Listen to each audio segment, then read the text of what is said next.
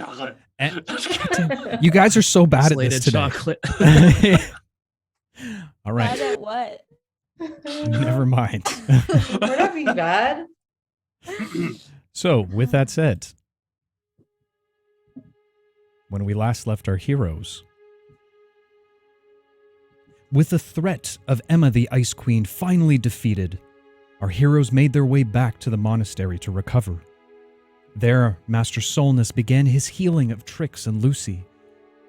While working on Lucy, the Master noticed something strange, that there seemed to be others within Lucy's consciousness. And as Lucy fell deeper into his own mind, he found himself surrounded by 12 individuals, all similar to him in nature, and mostly of the same attitude. While a few began to bicker, one individual stepped forward, introducing himself as Luke. He explained to Lucy that they are all versions of himself that had followed different paths. That they all face similar circumstances against the threat of Thule in their own realms.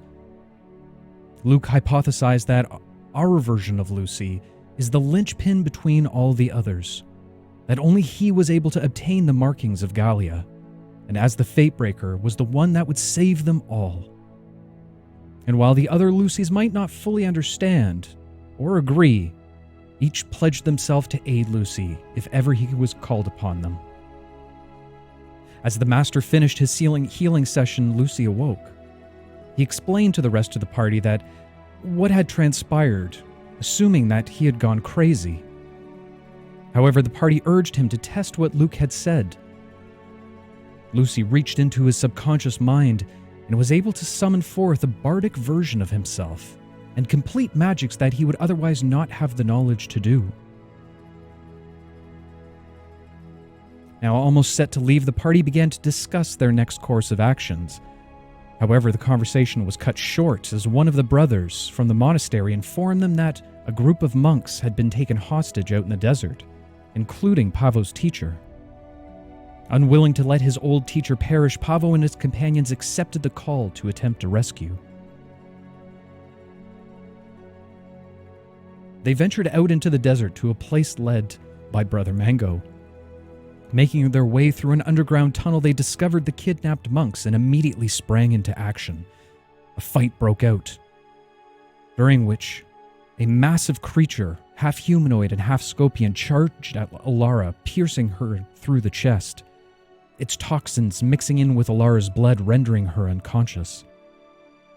After defeating their enemies and recovering the monks, Ollie attempted to heal Élara, but to no avail.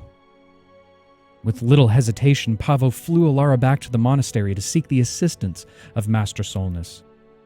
But, after looking Élara over, the Master informed Pavo and the rest that he did not have the components needed to save her.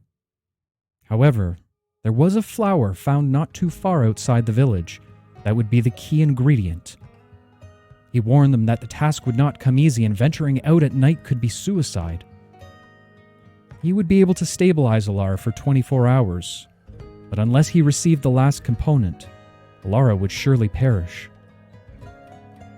Warned from the day, the party agreed to bed down for the night with the intention to leave post-haste at daybreak. Pavo and Lucy decided to stay by Élara's side, where the rest made their way to the monks' sleeping quarters. On their way back, Raynor, the bounty hunter ally of our heroes, held Shade back and offered him a drink, to which Shade gladly accepted. However, much to Shade's dismay, the drink had been spiked, knocking him unconscious. And as the only two individuals in the hallway, Raynor made a call through a sending stone to an unknown source. He informed the individual on the other end that he had found their target and would be heading to Hansor immediately, and that Lord Presage should have his gold waiting for him. And so, our story continues.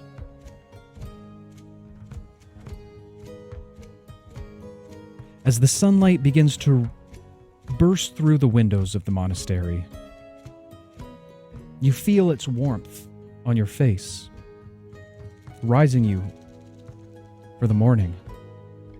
Eli, as you sit up, you look over to see Trix and Ollie with you. However, upon second glance, You see no bed occupied by Shade, or Raynor for that matter.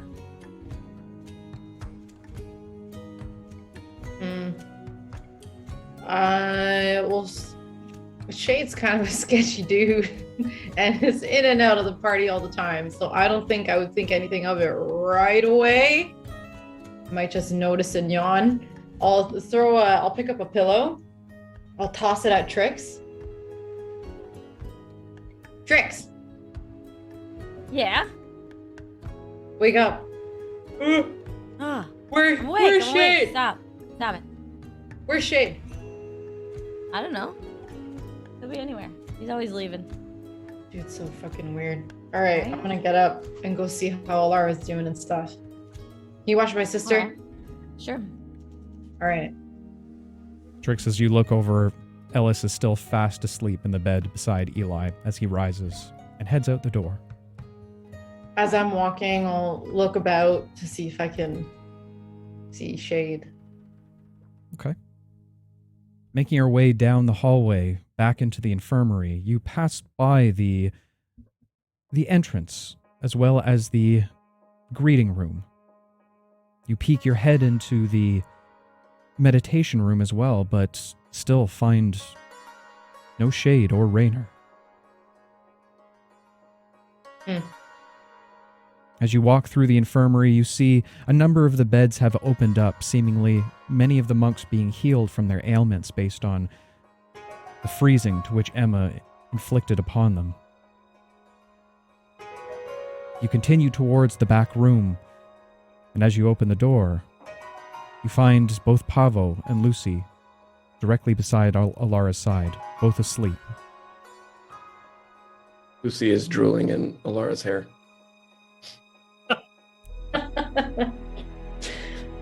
I'll put my hand on Pavo's shoulder and stir him up really gently.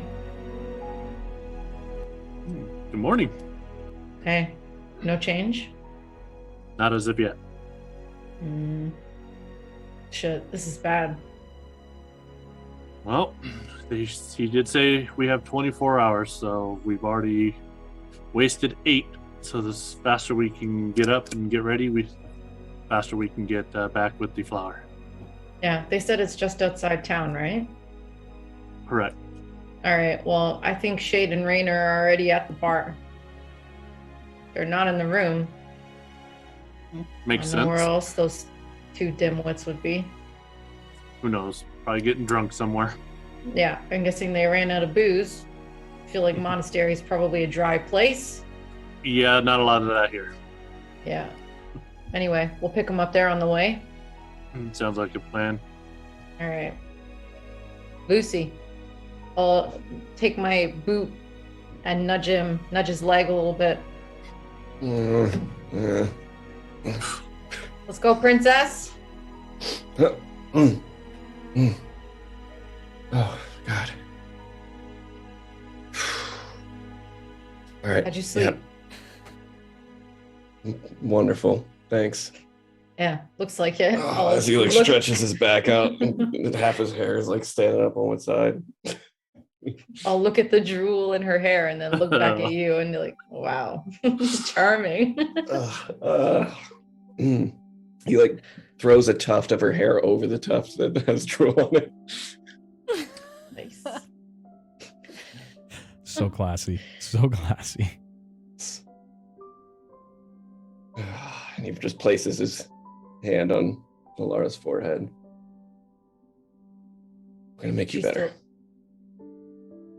She burning up still? Damn, is she burning up? Looking down at Élara, her, while not shaking as much as she was before, still quite pale. And by placing your hand on her forehead, you can tell that the fever has not broken. Lifting your hand away, you realize it's covered in Élara's sweat. I'll wipe it on Eli's shirt. Oh, no. She's still in bad shape. Thanks, I gotta Lucy. get to there quickly. Yeah, we do. All right. Let's go grab Trix and Ollie. I woke them up. Well, I woke Trix up anyway. All right. What about Shade? I was just telling Pablo, Shay's not around. I think they probably went, neither is Rainer. So my guess is they're at the bar. Sounds about right. I haven't seen All right. them around this morning. Maybe we can ask. But 9 times out of 10. Yeah. Yeah. Well, let's go get Ollie. All right. We'll make our way back to the sleeping quarters. Continuing onward, you make your way to the sleeping quarters, where you find now Ollie and Trix both awake. As well as Ellis, who seems to be trying to pick at some of the trinkets on Trix's horns, as she kind of bobbles them back and forth in front of her. All right, you two. Wow, it was really hard to get up sleeping in these bed devices. I can imagine. But Are you two ready to go? yeah, how's Élara doing? Still the same. She's hanging in there, but she's not getting any better. And we should waste no time. We gotta get that flower. There's nothing I Yeah. can do to mend her. I'm just gonna bring Ellis over to Master. I know it's not Master Solus. Master Sonus. Solnus. Polonius. That one. Solonius. Master Soda. That's the way you're supposed to Master. say it, and probably how I've been saying it the entire time. I'm hoping it won't be too much of a bother to look after her. I don't Oh, wanna bring her absolutely into not. town and You'll have the everything. entire monastery looking after her. Yeah. Yeah. All right, yeah, we'll grab Shade and then we'll go see him. Need all the hands we can get. Shade is probably in town already. I'll look for his stuff. Okay.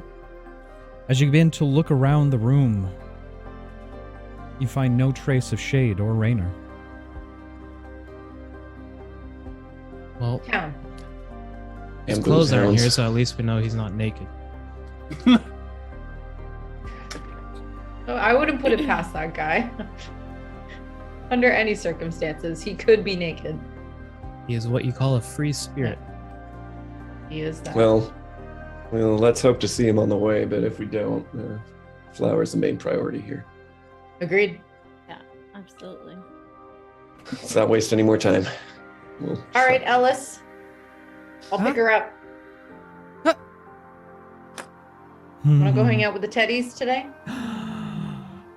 Where's There's not Teddy? a lot of other teddies here. Lots She of other looks. teddies. She Oh, she wait, I looks over forgot. towards No, Pavo you're the only and one. starts You're the reaching only towards one. him. Teddy.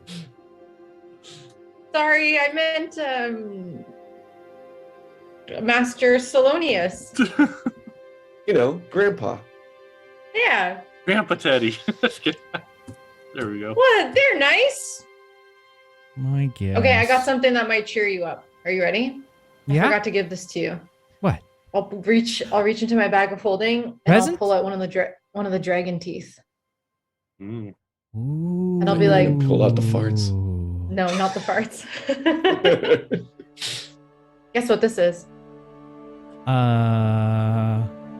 Chuck. No. And I'll like she'll put it up to my teeth and I'll be like, this is a dragon tooth. Dragon. A real life dragon. Can I see the dragon? The tooth? Yeah. And I'll hold it out to her. Ooh, tooth. She immediately Cool, goes eh? to put it into her mouth. Oh, no, Ah. no. We don't need the Not dragon tooth? tooth. No. Okay. And I'll see if I can have like a piece of rope or something, like a piece of thin rope, and I'll somehow fashion a necklace out of it. Sleight of hand, I guess. Absolutely. Okay.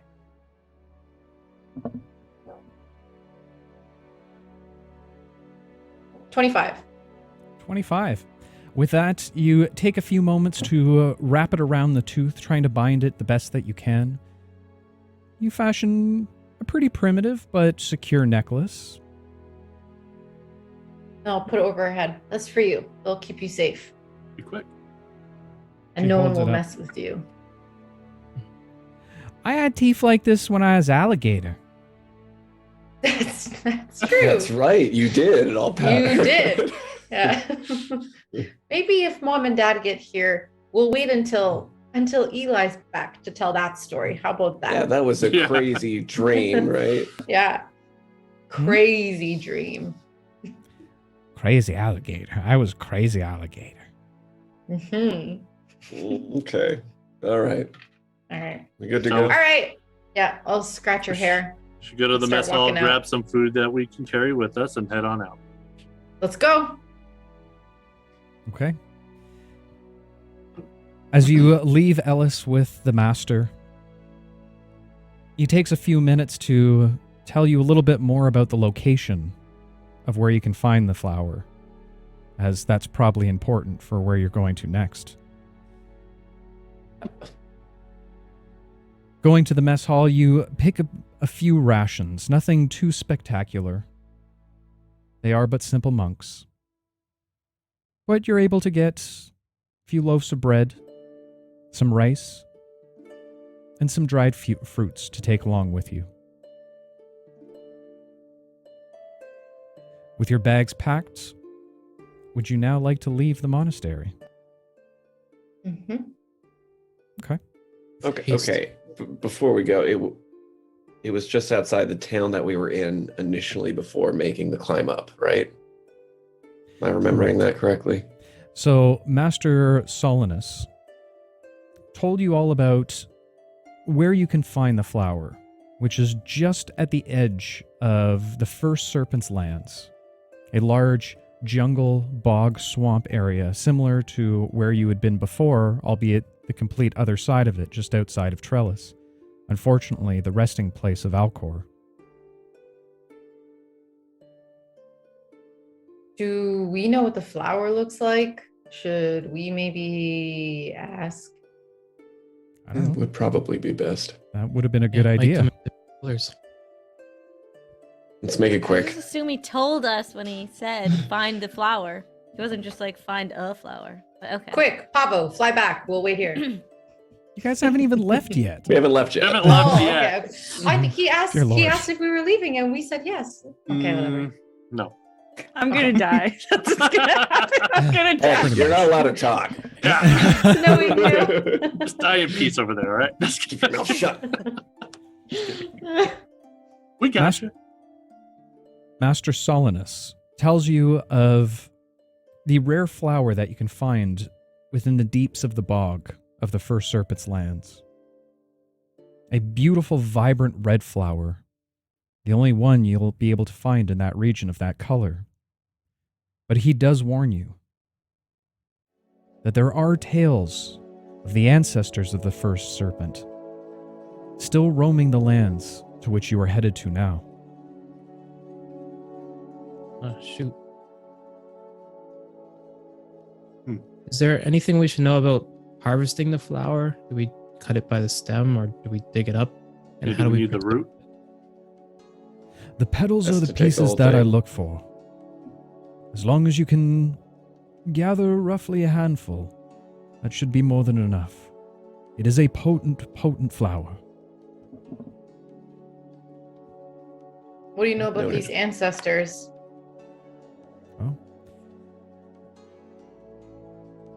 Before the Yanti laid claim to the area, there were large serpents and reptiles that roamed the land freely in the bogs. There's tales of one particular beast. Vicious fangs, walking on all four legs.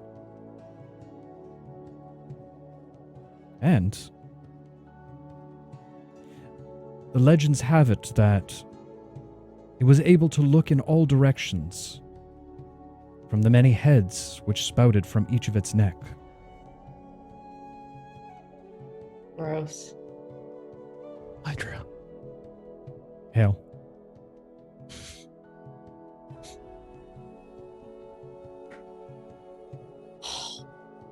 Well, that sounds That's- like a pain in the ass.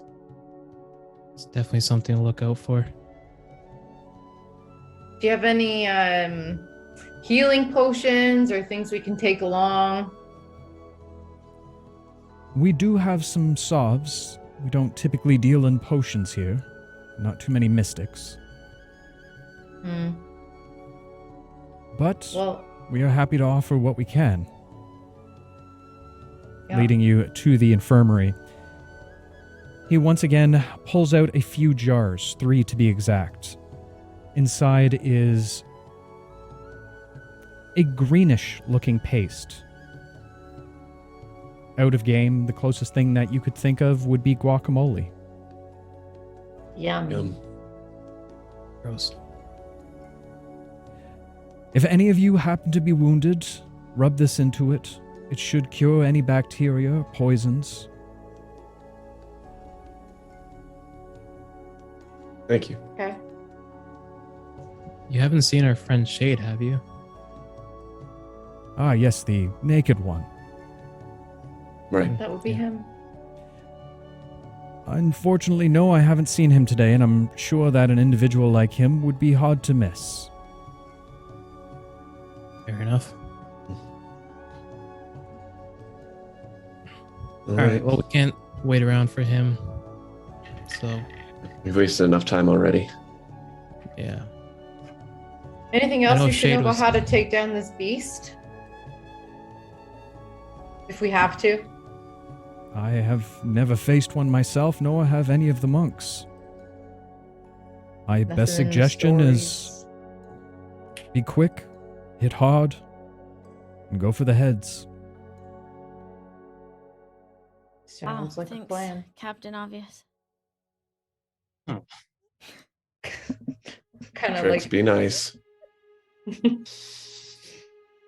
All right, all right. I'll take the 3 jars and I'll hand who's squishy. One to Lucy. One Don't to go to for me, Fert. Who's squishy? I have more health than most people here. And I'll give the third. I'm pretty squishy, but we don't want Ollie going down. I'll give it to Ollie.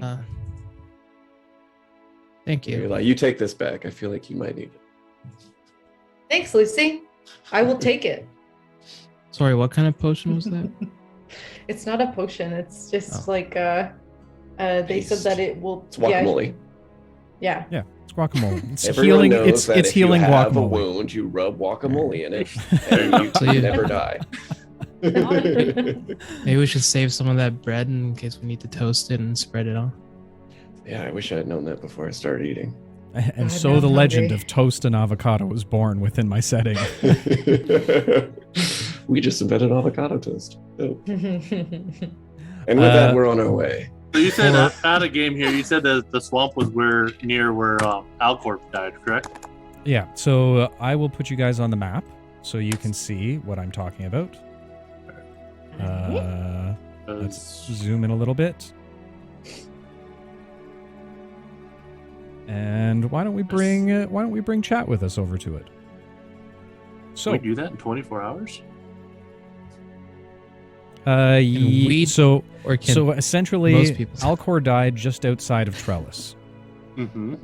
You are going basically, once you head down from the mountain into the village, it's about a half day's travel to the edge, to the northeastern tip of the First Serpent Lands. so it's And impossible. it's in the That's bog. half day, then we've already lost 8 hours.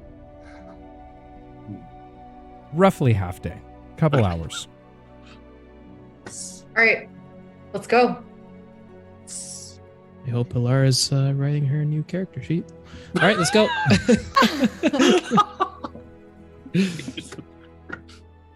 Wolf, we're fine. We got guacamole. Okay. Let's go. So for No, those of you guacamole. with the guacamole healing paste, that is going to be 1d4 plus 1 for healing. All right. Okay. It's not as heavy as a potion, but But it Hopefully it'll cures do like some good. poison. And It'll stuff? do in a crunch. All right. yeah. So it heals any kind of ailment like a poison. All right, guys, move as fast as you can because I can keep up with you. Let's go. I'll be the Okay. slowest. As you guys begin to make your way down the mountainside, quickly moving down, you kick up some of the dust. Quickly making your way down the steps, the dust blows up into the air directly into Lucy's face. as he feels a sneeze coming on. Oh no! All right, I'm going to take this time to say that Pastel redeemed Fate card earlier, but Shade's not here, so she wants Ollie to have it. Just throwing that out there. I'll go ahead and roll my D100 now. Fair enough. And while we do that, this roll is going to be sponsored by none other than. Hold on, let me see in my list. This one is going to be from GF Powers. Thank you so much for sponsoring this roll, and welcome in, Raiders. Great to see you. Thank you so much, Blue Box. If we could get a quick shout out for them inside of our chat doobly-doo, that would be fantastic. Guys, you made it just in time. We're just starting our adventure. All right. So that's 55. 55. All yes. right. And I need to roll another D100. And I used my meta magic, or my Tides of Chaos. All right. So, as Lucy lets out.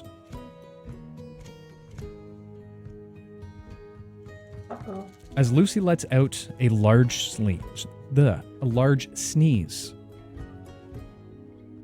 he holds his hands up over his nose, and as he does, it gets a little messy. A little bit of mucus appears over top of his hands. Lucy, as you put your hands together trying to wipe it off a little bit, it doesn't seem to be coming off and is very, very sticky. I'm going to try to wipe it on Eli's shirt.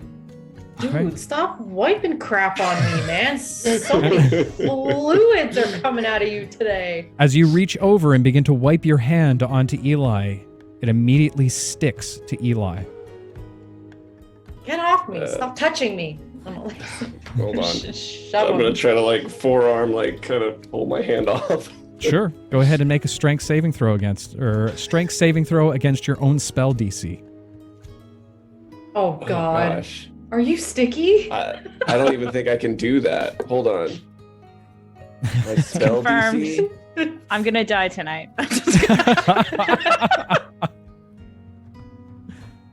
Well, that's a 2. So. All right. So, as you make your way down the mountain, you continue to struggle and try and get your hand off of Eli, doing your absolute best to make sure that your other hand, also filled with the glue, sneeze, doesn't touch anything else. I'm gonna just pretend at this point that I just have my hand on his back and just talking to Eli. Oh. Hey, bet you make a really good, maternal figure, I think. I'll look at him weird and be like, thanks. Thanks, Lucy. Would you mind, please? I'll squirm uncomfortably. No, this is good. This is bonding is so important. My hand is stuck. All right. Do you whisper that to me? Yeah. Are you fucking kidding me? I think these are magic boogers. Okay, that's the grossest thing I've ever heard. Really sorry about this. Should I try throwing the dagger and going? You can certainly try. I'll toss the dagger and go and try not to take him with me because I'm not touching him. He's touching my clothes, but not my skin. The clothes stay behind. Mm-hmm. Okay. Try that. How far are you throwing it? 10 feet. Okay. Not far. All right. As you toss out the dagger, it flies about 10 feet, landing just shy of 15 feet in front of you. As you focus your attentions and magics towards the dagger, you feel yourself being whisked away. Suddenly, you find yourself about 15 feet away from Lucy, completely topless.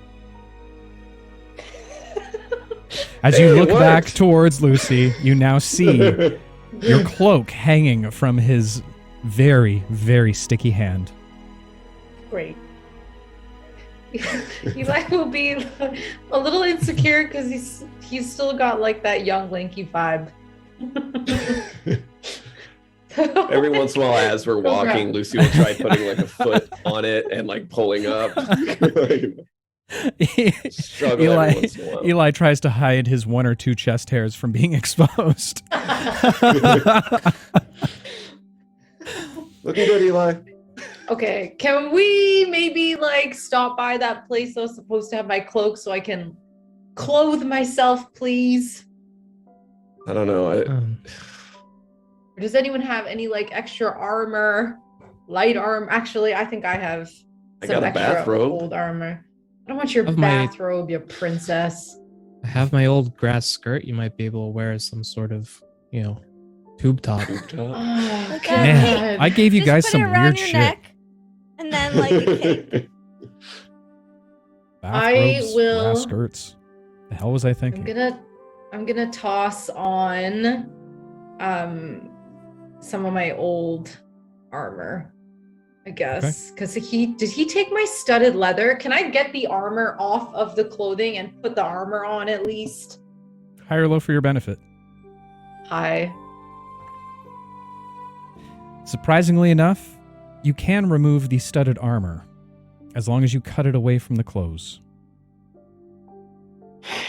I'll look at him and I'll cut it and I'll be like, you owe me new clothes. And I'll put it on with a Okay. In huff. all honesty, you kind of needed new clothes anyway.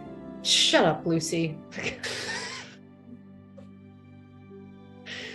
Keep walking.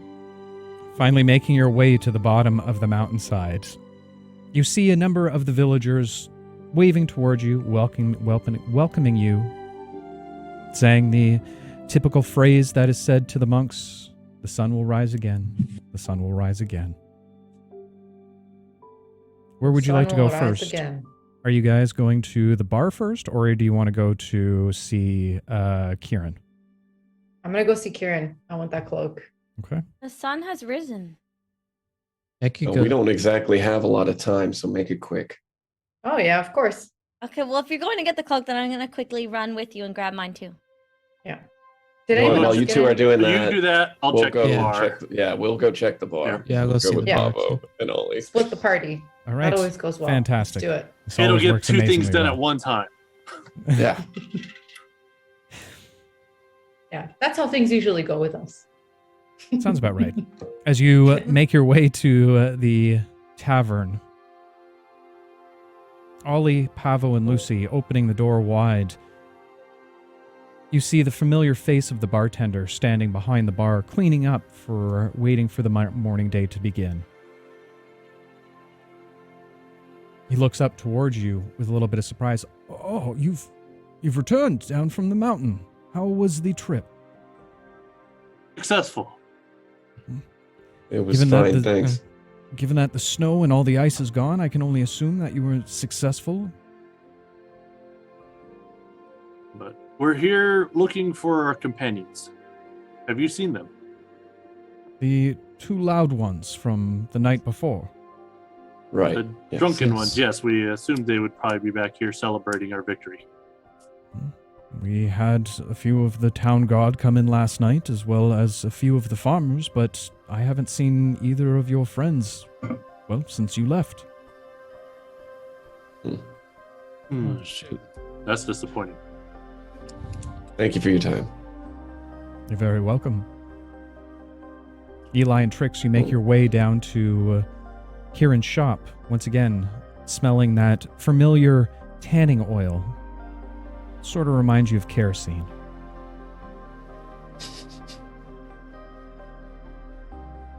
The exchange goes as according to plan, as you've both have already paid for your attire. You can go ahead and add your new cloaks to your inventories. Right. Wow, this chat is called it. great. This is a shopping episode. Oh my god. No, It's not like anything. It's not like anything not a important is shopping happening. episode. Not a shopping episode. Okay. Oh, we should have grabbed a few drinks while we were there. Damn it. Yeah. No. We got time. No. You guys want to play that poker game again? I mean, it's not like anything's on the line or anything. Yeah, no, I didn't get to play it the first time. Yeah, I'll no, teach you. Let's go. Let's go. Who needs enemies with friends like you people? Is Yeah, there anything alright. interesting about that cloak that I need to know? Or no? Just a cloak? I think you had hidden pockets in it. I did. I had lots of hidden pockets. Yeah. Cool. Okay. I will head to the tavern. Okay. As you make your way to the tavern, you now see your companions leaving the tavern, looking relatively confused and slightly concerned. No sign of No shade. sign of shade. Jinx, you owe me a Coke. Jinx! They said- Oh, you got me. All right, and with that said, Coke was officially invented and is now canon inside of my world. So today we've invented Coke. We've invented avocado and toast. Let's go for a trifecta somehow. Probably hair gel. I'm glad you went with hair gel. Thank you. Could have gone a lot of different ways. Yep. And that would not do well with our Christian Minecraft We server couldn't coming have invented 2022. those. Well, that's kind of a pain in the ass. Why would he choose now to go wandering off? No Whatever, time to he'll worry come about back. that now. Yeah. Yeah, we He's just gotta find He's a his big flower. man. He could take care of himself. I Did wonder if Rainer he say went that he ahead. was done and he said he was leaving? I don't remember. No, Rainer said he was going to hang out with us. Remember, he said he had nowhere to go, and so he was going to stick with us for a while. Well, I bet maybe. we could- Okay, maybe they went ahead. But they didn't know where. He I had a think rough, they he had a knew rough where. estimate, They didn't know what they were looking for, but but I assume we're walking and talking, by the way. But yeah. yeah. Shade is a fast-paced. lot of things, but he's not a very patient man, so who knows? He's He not may the- have left in the middle of the night again. brightest crayon in the box either. I don't know what a crayon is. Me either. No, but he. There's the third. Okay. We've invented crayon. Just inventing things left, right, and center. Why do I have a world building show when I just have to listen to what you guys say? Fantastic. As you begin to make your Is way there- outside of the village, or at least start to make your way, you hear the familiar voice of the bartender call back to you. I almost forgot. Your friend asked me to hold on to this. He hands you a bottle of a fine whiskey. I thought as well, if you were traveling, that I could offer you these as well, and hand you each a water pouch. Given that it's early in the morning and you haven't had any kind of hydration yet, Oh. you quickly raise your glass. Or pouch. Or skin. That one. Not you, Élara. You're unconscious.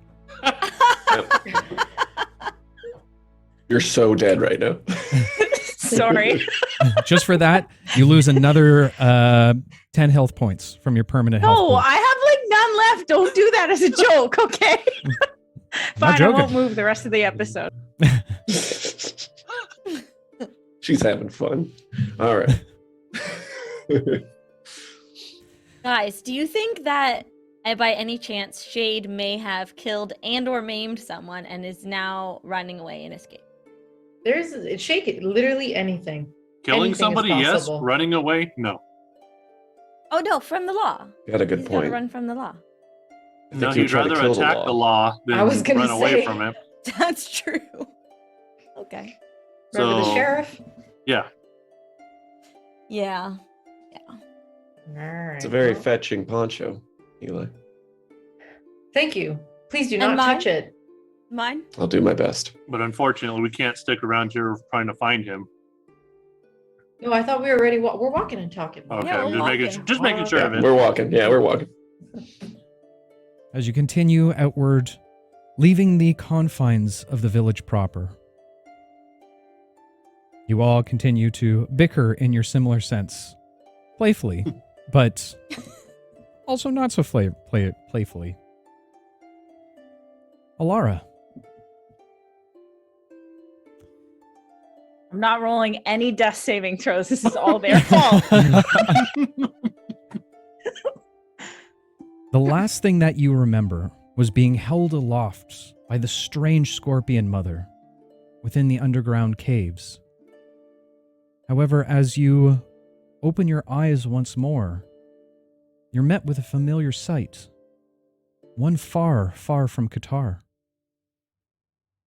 Looking around, you find yourself in the great hall of the Academy on Lumnador. The familiar smells and faces bring you a moment of joy, alleviating some of your panic that you had just been facing. You turn to speak to one of the attendants, but they pay you no mind, as one walks directly through you. Confused of the circumstance, you continue to look around the area. And that's when you notice a very young looking Racilian standing speaking with the Arcadias, Alcor's parents. And directly beside each, the familiar look of what you would guess was a 12 or 14-year-old Élara and Alcor. You suddenly realize you remember this day from roughly about 10 years ago.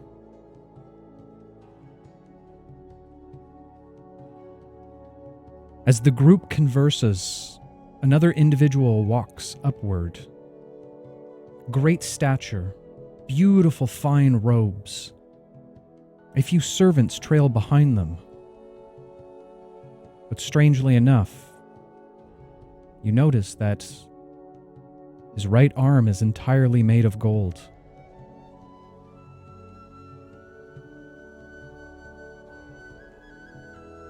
As the group begins to speak to one another as the individual approaches, the Arcadias bow their heads. A very fine welcome to you, Lord Presage. We are very happy to see you here today. But we have to ask, is everything all right? We were concerned when you called a meeting with the council and requested us. Lucius looks towards the younger version of Élara and Alcor. Yes, well, everything is fine. Perhaps we should continue our conversations away from the children. You remember Racilian asking you to go wait for him in the workshop, overhearing Alcor's parents sending him away as well. You remember you were about to leave the Great Hall before Alcor stopped you. As his mischievous self usually is, he suggested that while the two of you might not be able to overhear and partake in the conversation, that perhaps Shadow would be able to do a little sneaking for you. A little hesitant at first, you remember thinking, oh, what the hell? As you produce Shadow in front of you in spider form, you watch as Shadow quickly creeps and scurries up to a nearby table towards where the group is standing. It runs up the leg to the underneath of the tabletop, just out of sight, but easily able to hear and see all that is being said.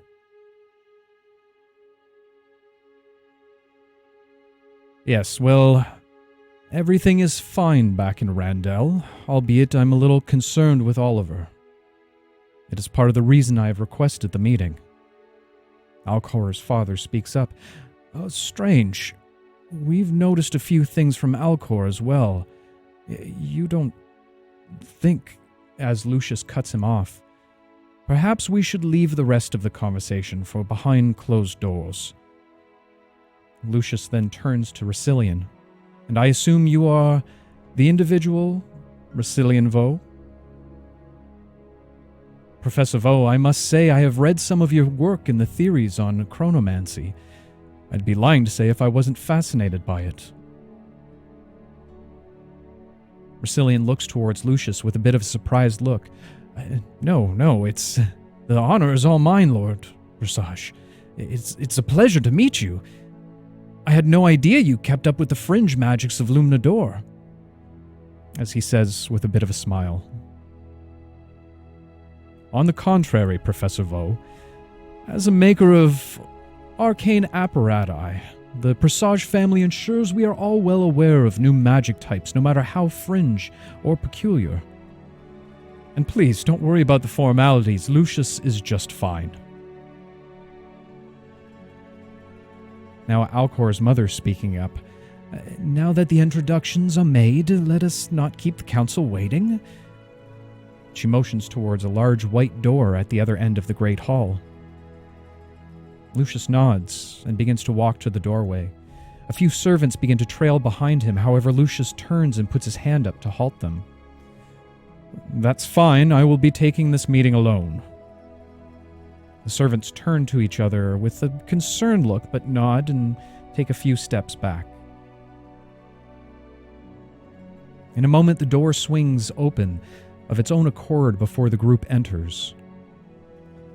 The doorway slowly closes behind them, but not before a small spider can inch its way through.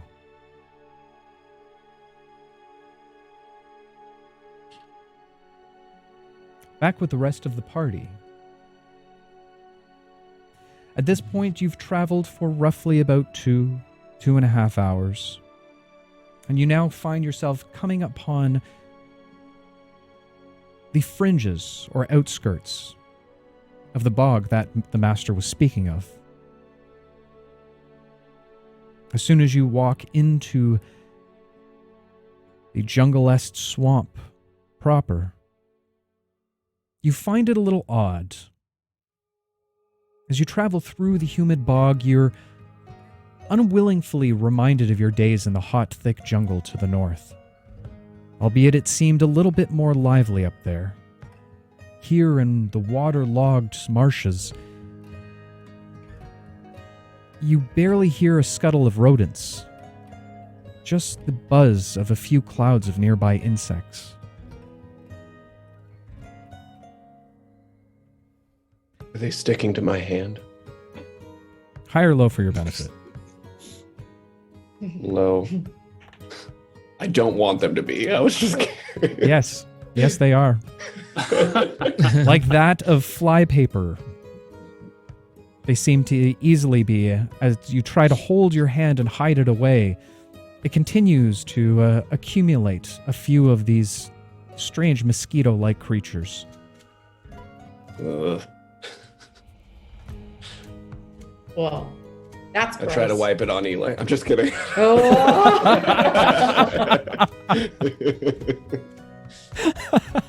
Somebody's getting Is it- stabbed. Is this Lucy- the same swamp that Alcor died in? Yes, it is. Not, you are in the On the other northeastern side region of of it, it. Yeah. Yeah, this was far to the southwest of where you are now.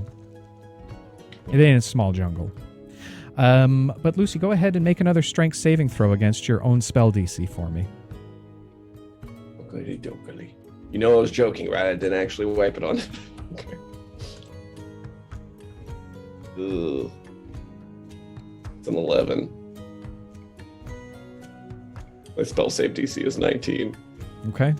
As you I have to continue roll to a try nat and 20 for this to work. you continue to try and wave off both of the Okay. objects as hard as you possibly can, but really all they just do is kick up a little bit of a breeze for your companions.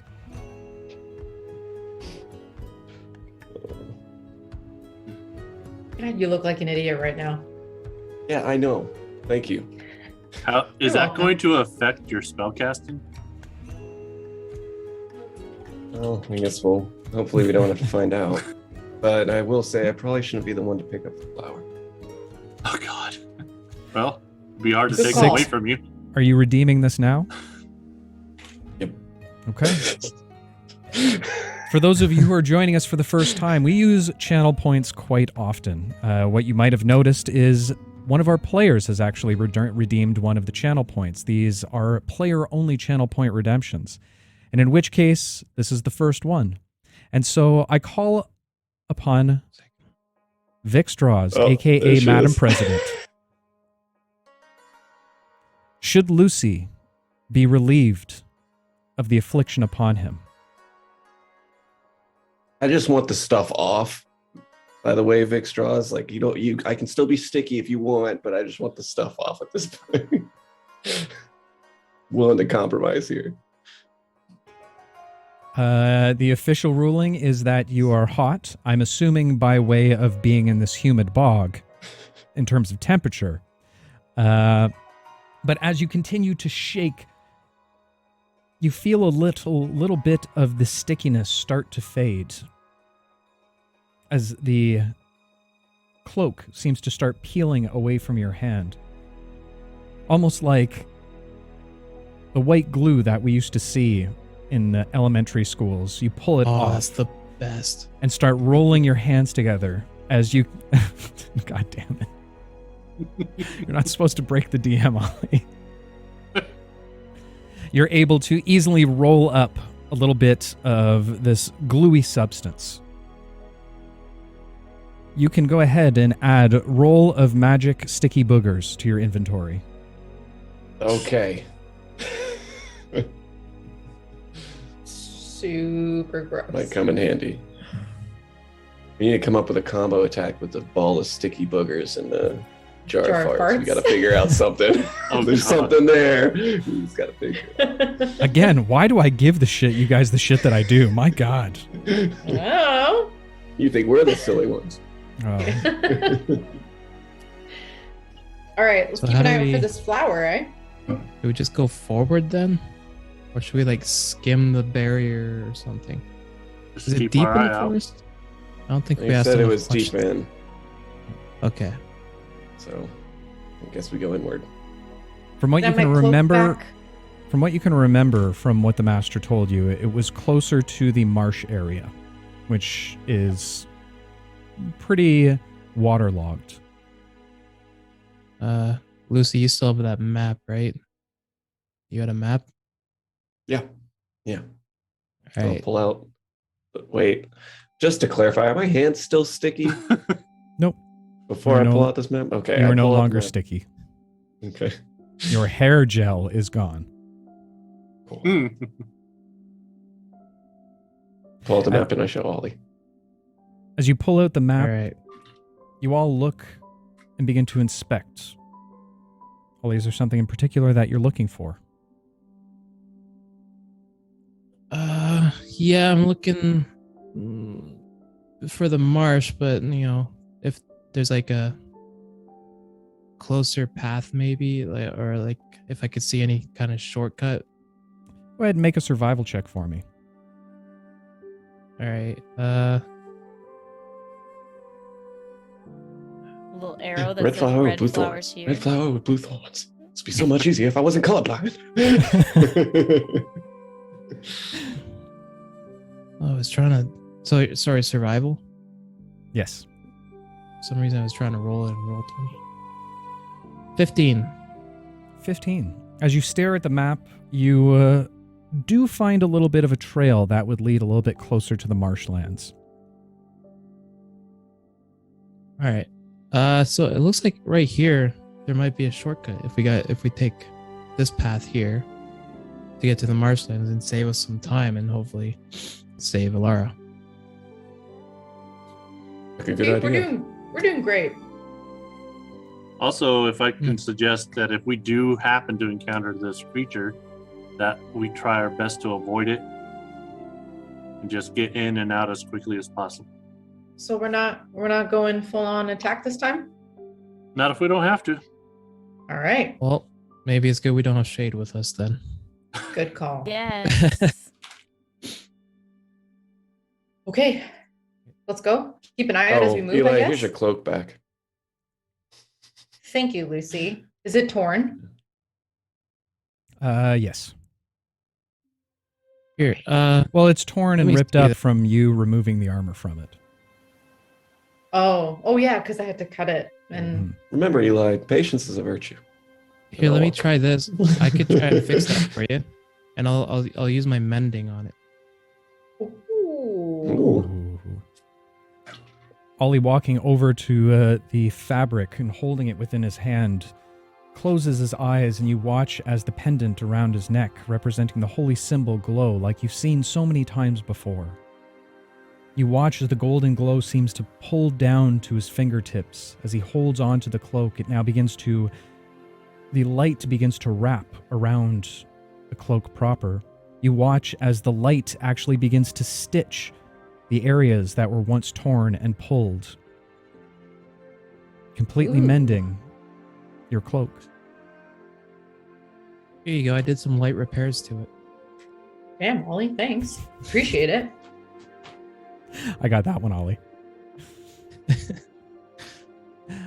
As you look at your cloak proper, ruffling it out a bit, just inspecting it to make sure that there's no other holes or tears within it,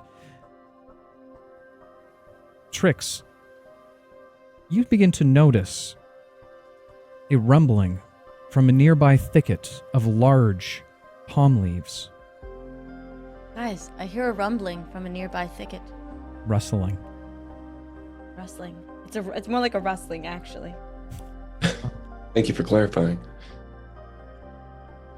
As you all turn to pay attention to the noise, you do notice that it sounds like something relatively large is within the bushes. I summon my daggers. Okay. Which direction Get is the ready. bushes? Sound. Just to your right. Okay. I get in a Alright. defensive stance and use one of my hands to shield Fidget, who I haven't mentioned in too many episodes. Pavo, He's Trix, and Lucy, fine. are you doing anything?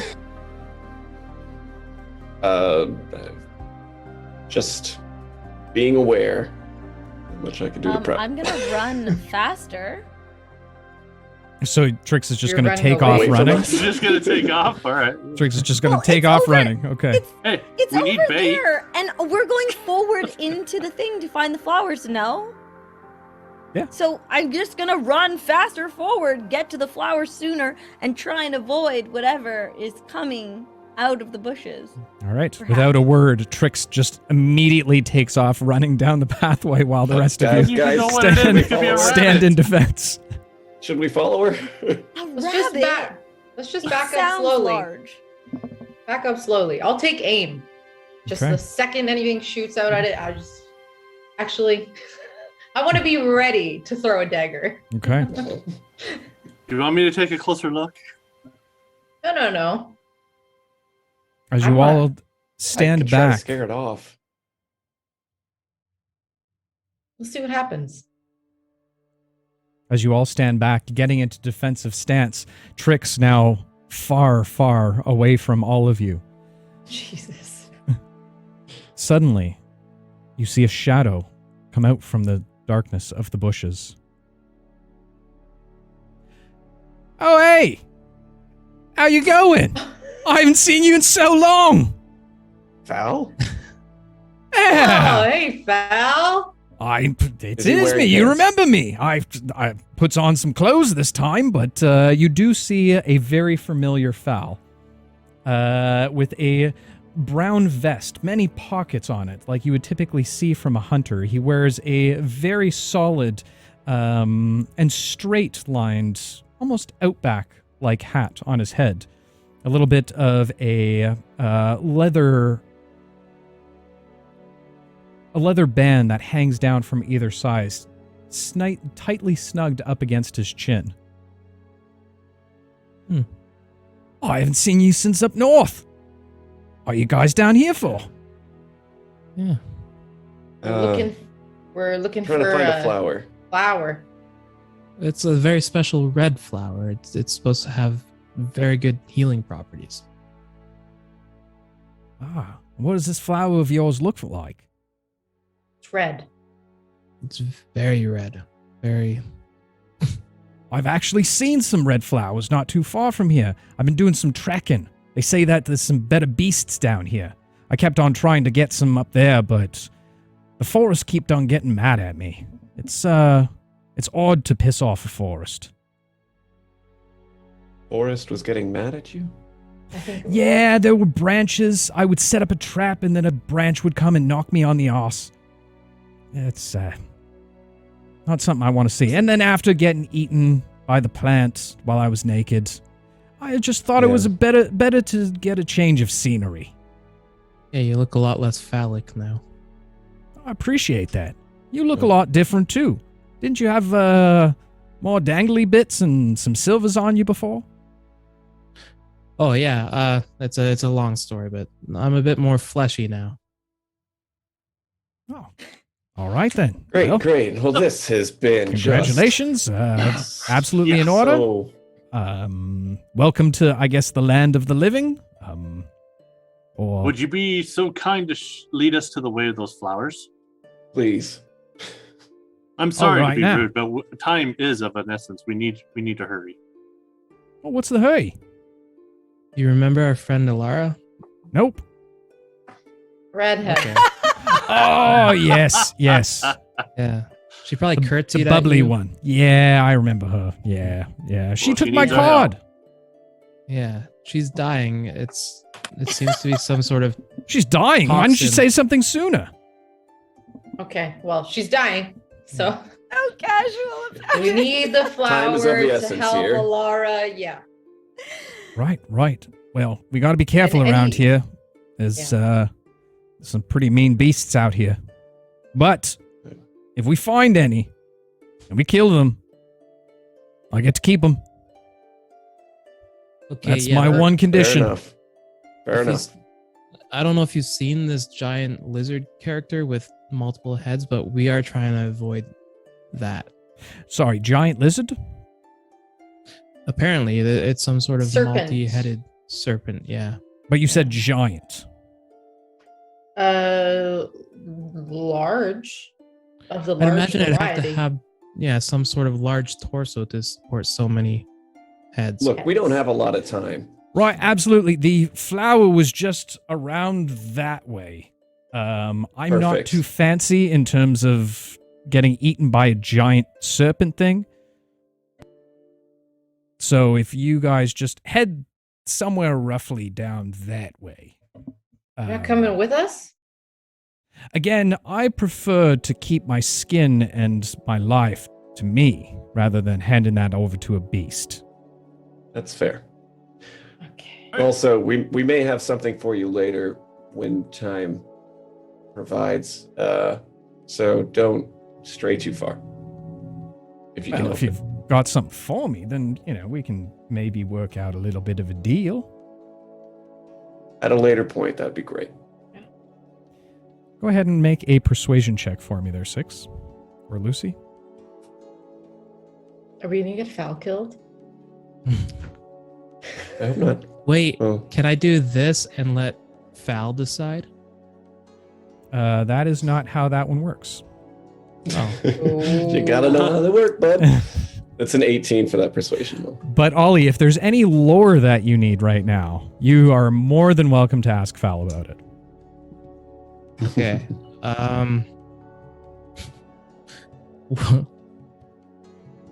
Is there Fal? Not the Fal in game, but the Fal out of game that should know the weakness of a giant serpent or a multi-headed serpent? Can you please tell us? Ooh, I will allow it. And while we wait for Fal's response, Trix, you continue to run. Now, probably about 50 to 75 yards away from your companions. As you look back to see, what the fuck are they doing? They're idiots. You quickly trip over yourself, landing face first, a little bit of mud into your face. It throws off your chi. You're a little upset by this. It's sticking with you. You, my friend, have received the Dark Heart. Oh, boo. Come on, But Shad, do I whose side are you see on? any flowers? Go ahead and make a perception check at disadvantage. Using that dark heart real quick. Yeah. Good strat. That is. Why didn't that work? That is 7. 7. As you look around, you don't take note of any of the flowers that they're talking about. More just lot of bush and brush around you.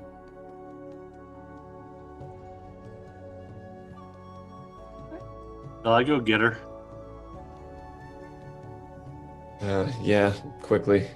All right. I'm gonna dash to Was catch an up with her. 18 for that persuasion, by the way, Dave. Well, all right. In that case, I'll help you out. As long as you promise. And he leans towards Lucy. To protect me from any of the beasts, of the giant beasts. I'm a good hunter, but I don't do giant. Well, We'll do our best.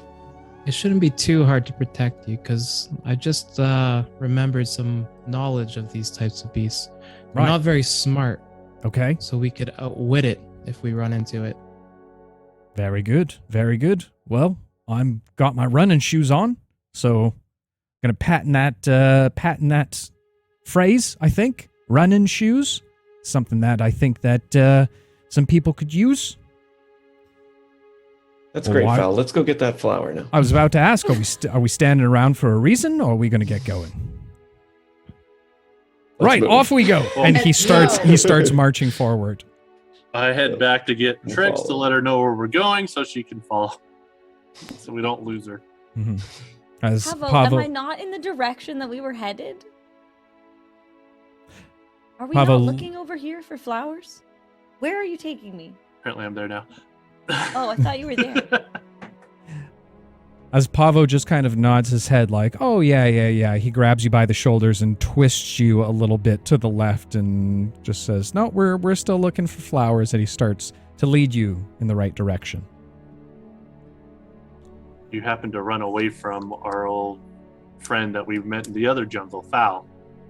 Oh. So maybe next time don't run so easily. I'm not even gonna answer that. I didn't think Shade was here today.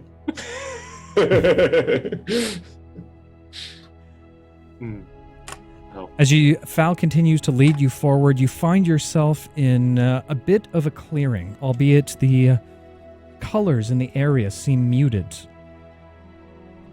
A few trees stagger along the coastline, but deep pools of water spread out in front of you.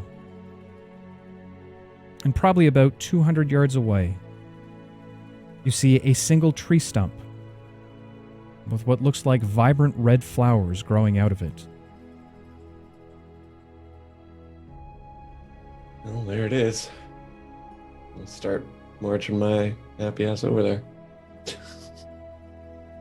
Beginning to make your way over to the flowers, you now find yourself almost in waist-high water. Oh, so I couldn't even go there without swimming?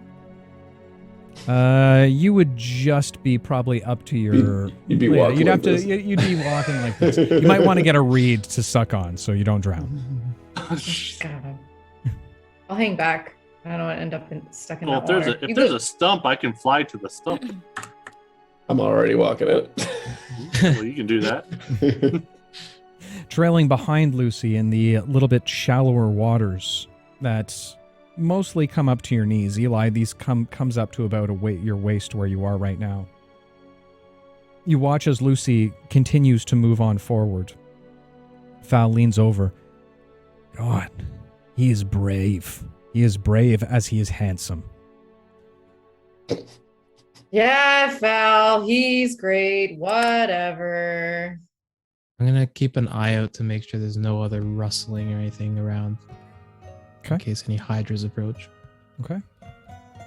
As Lucy begins to wade out further or closer towards the stump, you make it about 70 feet. You find it difficult to move as the mucky bottoms of the marsh seem to stick on your shoes. Kicking up some of the mud underneath up around you, it makes it difficult to see underneath the surrounding waters. And as you continue to move closer, you all begin to sense a rumbling. as it grows shoot. stronger and stronger. Suddenly, from the water's edge, you see a little bit of a bubble start to form directly in front of Lucy, turning into a large back. A hump begins to emerge from the water. And as it does, we're going to take a quick break. We woke up I'm the in danger. beastie. Oh yeah, good question from Vix. Is it rumbling or rustling? It's probably a little bit of both. bubble. Yes, X Calamity. It is the fearful bubbleback. You have to be careful. 100% agree. Scariest thing you can see in water. But with that said, folks, we are going to take a quick bio break. We usually go about 5 minutes on break, so stick around. We're going to go fight some things in a moment to find out what the hell is going on with Élara, and will she die this episode? Who knows? Let's start the next year off with a bang without Élara. Did I say that out loud? I meant to say it in my brain tube. Anyway, guys, we do take a few questions on chat. If you wonder anything about life, the universe, the cast, myself, the story, anything whatsoever, you can go ahead and pop it down in chat. But before that, go ahead and get yourself some refreshments. Maybe some apple juice, maybe some orange juice, some ale juice, or the mythical bubbleback juice. And Sherry Bombette, if you're out there and you're still watching, go get yourself some popcorn, my dear, because you're not going to want to miss the second half. We'll see y'all very, very soon. Oh, yeah, by the way, to all the wonderful people, thank you so much for the follows and all of the support. Yeah. You guys are all amazing. We will be right back. Love your faces. Stay tuned, guys. And we're back, ladies and gentlemen. One moment, please. Had to clear my throat. So, with that said, we did have one question on our break from the lovely Faye. And my response is, really depends on what kind of enchantments you have. I think that's, once you have those fleshed out, then yeah, absolutely you could be a cafe owning witch. But with that said, we are going to, before we actually, sorry? She did have a second question, which was, do we think Élara's going to bite it? Which I think collectively... Oh, totally. Yeah. Yeah. No, absolutely. Yeah. She's so dead. Yeah. We're shocked. Yeah.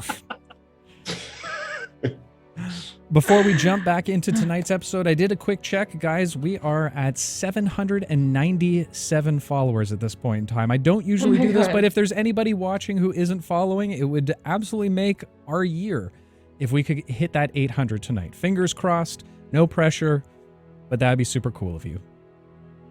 Yeah. But with that said, why don't we go ahead and jump back into tonight's episode? Élara, allowing your consciousness to scatter along the floor with shadow, you quickly scurry into the large white doors. Inside, you find what looks more like a courtroom than a set of council chambers. The 6 of the Lachey Council sit upon high on a raised platform. Emotionless, they look down upon Racilian, Lucius, and Alcor's parents. Each of them pristine in their appearance, so much so that you could swear you see a soft glow emit from their silhouette. The elven man sitting in the center right seat of the council members stands. He wears the same uniform robes as the other council members. A blinding white underrobe with a cobalt blue silk vest with gold trim that flows down, equal length of the underrobe. The color of the vest stands tall, or the collar of the vest stands up tall on his neck, similar to the way that Lucy's does. And each member wears a similar golden crown that rests on their forehead, with open plates that run down the side of their face to their cheeks and jawline, pointing downwards. The only difference in crowns are the color of the gems embedded on the golden metal and the patterns of the placements of the gems. The elven man speaks. Lord Presage, the Lachey Council welcomes you to its chambers, albeit on such short notice. Why have you asked for this gathering today? Presage notices the slight dominance portrayed by the man and responds. Councilman Tendus, House Presage thanks you and the Council for your audience. Our continued relations have only been beneficial to both Aurel and Lumnador. The Councillor Tendas turns his head chin towards slightly upwards, weighing the words of Lucius, but keeps close eye contact with him. A moment passes before the man sits down as Lucius continues. Yes, I'm sure you're all wondering why I have called this meeting. However, before I continue, it is the utmost importance that I express that the utmost confidentiality of what is said here is kept today. For I fear that this could pose a danger for not only Lumnador and Randell, but my personal family as well. It's no secret of my family's past with the lands of Qatar, but also our continued patronage in honor of Heavensmith Gibble. Lucius pauses and looks directly at Russillian. What is not widely known by the public is that my son, Oliver's heart, was crafted by an artifact gifted to my family by Gibble and the Guardians of the City of Gold. Russillian bumbles out, but the city is just a legend. He, immediately recognizing the outburst, sheepishly covers his mouth as his face turns slightly plumb. Lucius turns his attention back to the counselor. My son has followed our faith in Gibble closely, closer than many of our oldest clerics. And I have reason to believe that he and Gibble are growing a bond directly. A few of the council members turn to each other, allowing... Nope, not yet they don't. Lucius looks once again towards the council. I believe Oliver is receiving visions from Gibble. He speaks of dreams of a far-off land made of the same gold as my Drellium arm. As you know, it is impossible for Warforged to dream, as they do not sleep. If Oliver is being called to the city by Gibble, that this in fact may be a warning.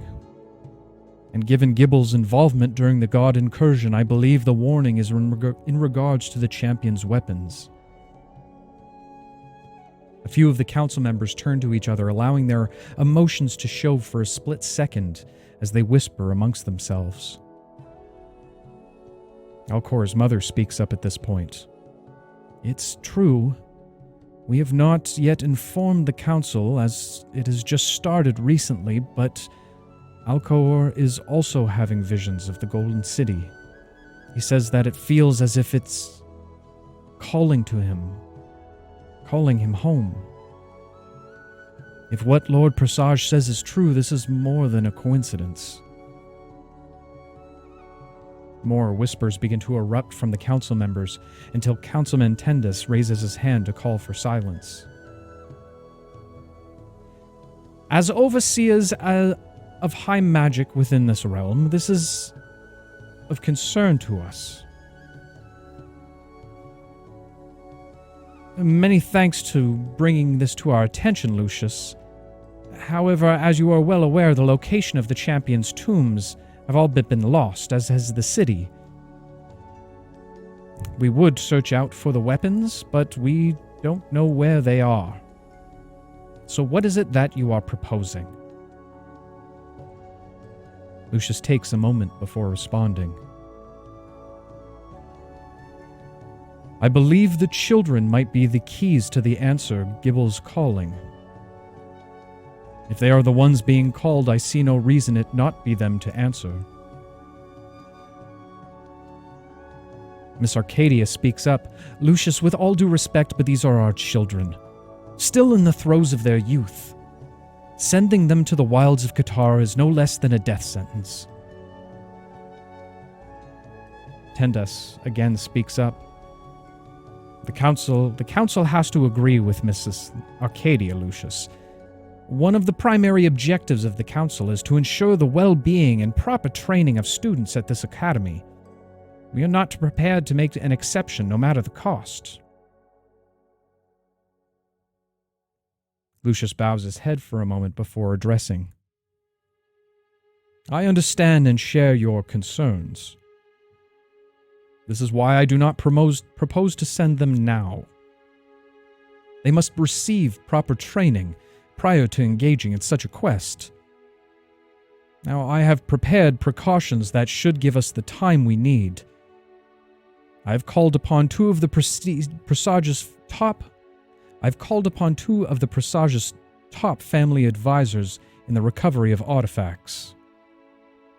Tendus snickers. You mean treasure hunters? I mean archaeologists. A husband and a wife. They have already left for Qatar under my orders. There they will meet with the allies of the Presage family. They will complete the reconnaissance needed, including the location of the City of Gold as well as the tombs of the mortal champions. And they will report back to me directly prior to the children embarking. We will have a plan in place. The counselor thinks on the suggestion for a moment. While there is risk, you seem to have circumvented the issues to the best of your abilities, Lucius. We will follow along with your suggestion for now, but I must ask of you why you called forth our last guest. I see no use to Professor Vaux being here. Lucius pauses once more. We are all aware of Professor Vaux's study in chronology. The Presage family has been following his work intently. We believe that with the right resources, he might be the key to a contingency should the children fail. Racilian moving his hands away from his mouth. But I'm just a professor. I don't understand what I could possibly do. Professor Vaux has suggested within his theories that while it would require a truly skilled mage, one might find a way to travel into the past. In the event that our children are unable or unwilling to accomplish their task, perhaps Vaux will use his knowledge to send back one of our operatives. They will secure the champion's weapons at the time of their deaths and return the weapons back to Luminador for safekeeping, like it should have always been. Again, more snickering and whispers amongst the council members. An interesting proposal, Lucius. The council has always believed it best that such powerful artifacts should be kept within the walls of Luminador, knowing the dangers that they might face otherwise. But I question your intentions. It is not often that a proposing from the Presage family come about without something being returned in honor. Yes, well, of course, once the weapons return, we'd ask that the Presage family be allowed to study them in greater detail. Such powerful weapons, combined with the ability to move forward and backwards in time, well, both Aurel, Luminador, and all of Bastia would no longer have anything to fear. You yourselves could be the guardians of both time and the lands. At this point, Racilian speaks up.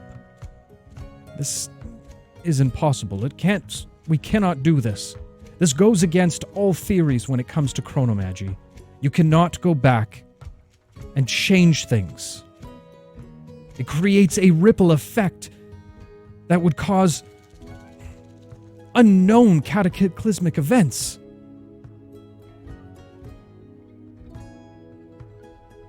Well, that is debatable, and something that myself and the council will surely take into account. Racilian throws up his hands. No, I won't do it. I will not. As Councillor Tendus speaks up once more. Professor Vo, might you be reminded that your studies in this embarking school of chronomangy, well, we've put up with it for quite some time. You only study here and are allowed to continue to studies because we allow it. The short answer of it, Professor, is you don't have a choice. With that, Racilian bows his head. Of course, Counselor. Of course.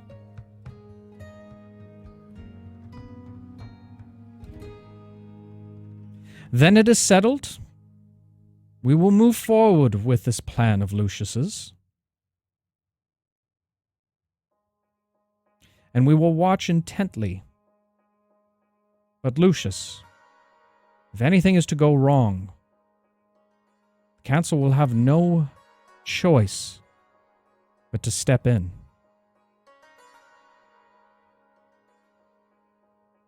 Of course, Your Excellencies. I thank you for your time today.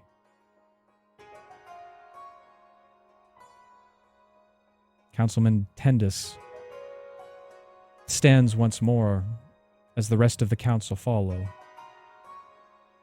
each of them nodding towards the audience before leaving the room. A short time after, Lucius, Racilian, and the Arcadia family leave the chambers as well, leaving Shadow hiding under a bench.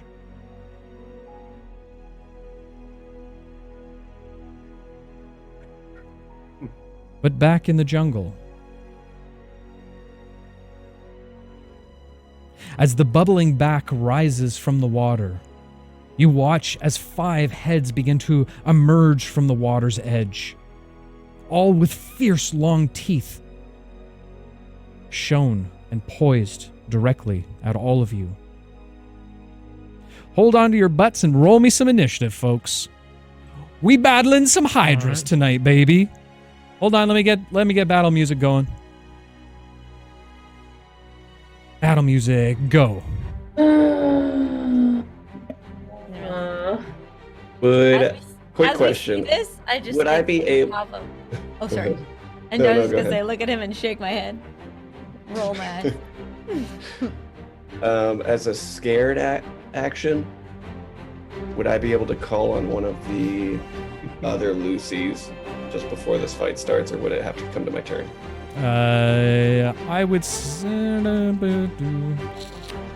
It would have been as the heads were rising, but I don't know how quickly that happened.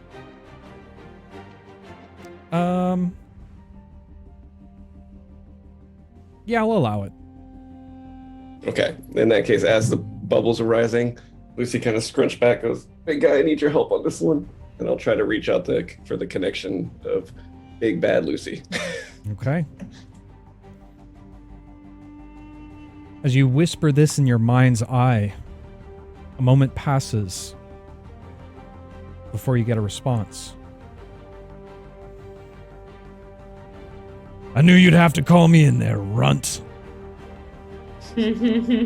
As the creature rises from the water's edge, you begin to see a little bit of a glow off of Lucy's tattoos. They begin to envelop and wrap around him once more, blinding you from the sight. He begins to grow in mass and size as his muscles begin to bulge out. His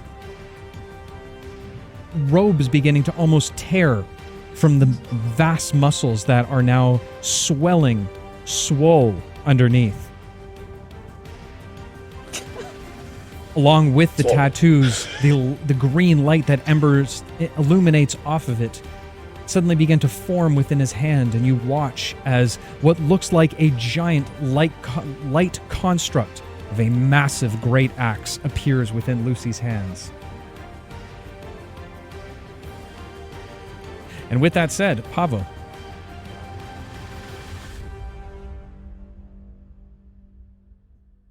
Roll initiative. An 18. 18? Tricks. 24. Ollie, Jesus. 16. Eli, 20. Lucy. 17. And let's go ahead and roll one for Foul. Actually, Foul, if you're there, go ahead and roll a d20 for me.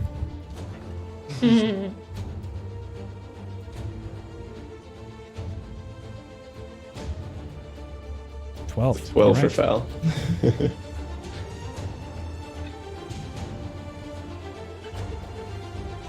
All right. As Trix begins to shake her head at the ridiculous of the situation. Let me just double check things here. Okay. She is the first to react, seeing this creature now appearing out from the water. And I need to get you guys onto the map. And let's get chat over to the map as well, shall we? Ooh, it's ugly. The creature roars up, but you can still see between its legs as it towers over top of you, the small patch of the red flowers directly behind it. Trix, you were up first. What would you like to do? So it's in this. It's how much of it can we see? Of the creature? Yeah. You can see just about all of it, other than its four legs that seem to be underneath it that are still embedded within the water. The rest of it is outside.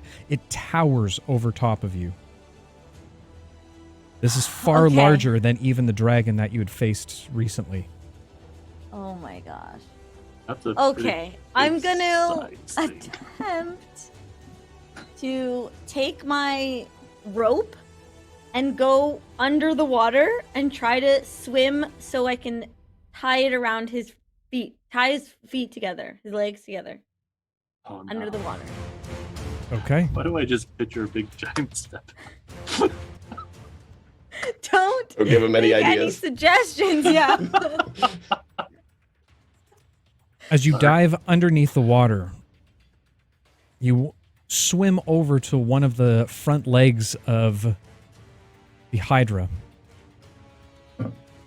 As you do, you attempt to wrap the rope around, but it's very difficult as it's blurry under the water, as well as making the rope slippery. Go ahead and make a dexterity, make a sleight of hand check for me at disadvantage. Okay. Ooh. Wait. Disadvantage. 21. With disadvantage? Yeah, I got 21 and 29. Oh, damn. All right. Nice. As you begin to loop the rope around, you grab it from the other end. You can feel the beast as its muscles in its legs flex. You pull it around, tying a knot the best to your abilities, remembering what you had seen some of the sailors do on your trip over from to Trellis from the Survivor's Cove or Survivor's Island. You pull on it to make sure that it's nice and taut. Quickly swimming over to the other leg, you attempt to do the same thing. Go ahead and make another dexterity or sleight of hand with disadvantage. Eh. And this is just like a regular rope, right? Just a regular rope, yeah. Okay. And that is 21 again. 21 again. Okay. Wrapping it around the second leg, you are able to you're able to tie the knot. As you quickly come up for air, taking in a lungful. Now looking directly up at the beast as it towers over top of you, its shadow blocks the entire sun. With that said, next up, Eli and Pavo, you're on deck. I am going to, right from where I am. The monk said, go for the heads. Because I'm just having to have like a trauma vision. What are you doing? What are you doing, Eli? What are you doing? Does it look like it has a weak spot? I'm gonna go for one of its eyes. Okay.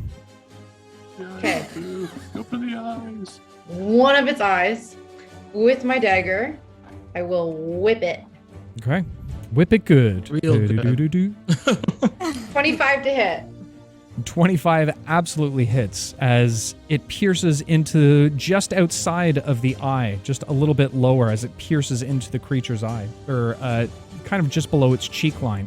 It lets out a little bit of a howl from that single head. Go ahead and roll damage for me. 14 piercing. No sneak attack. Technically, you do have a companion that's engaged with it right now, as is Trix. Okay. So you do get sneak attack One damage. poison. Another 19 sneak attack. Okay. So that should be 34 points total. Okay. I'm gonna use my reaction to summon my blade.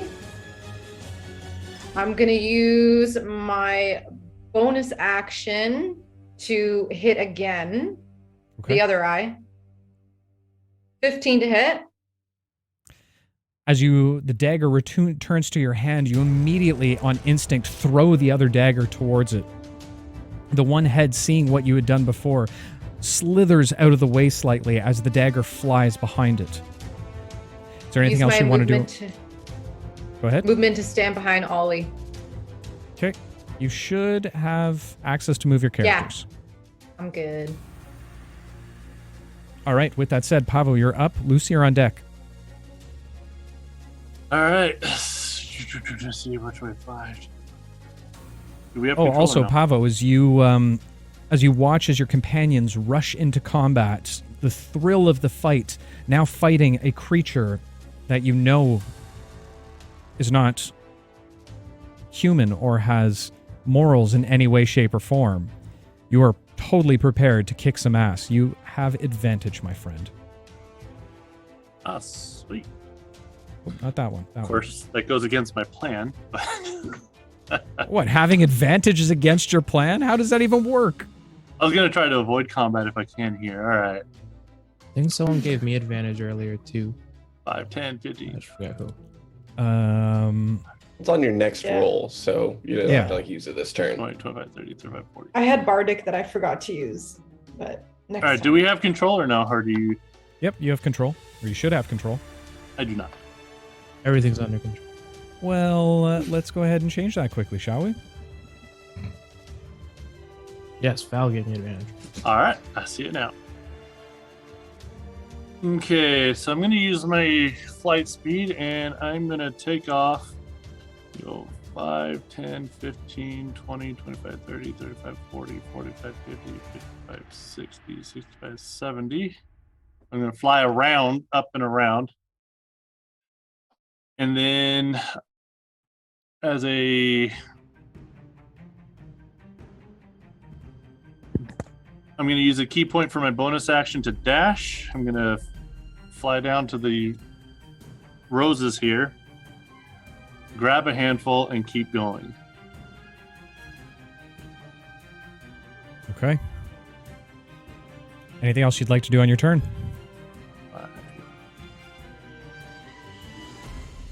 Fly over to here if I was successful at grabbing. Okay. You take piercing damage from the rose thorns. And that'll be my that'll be what I'd like. Move action would be to grab and dashing to get out of there.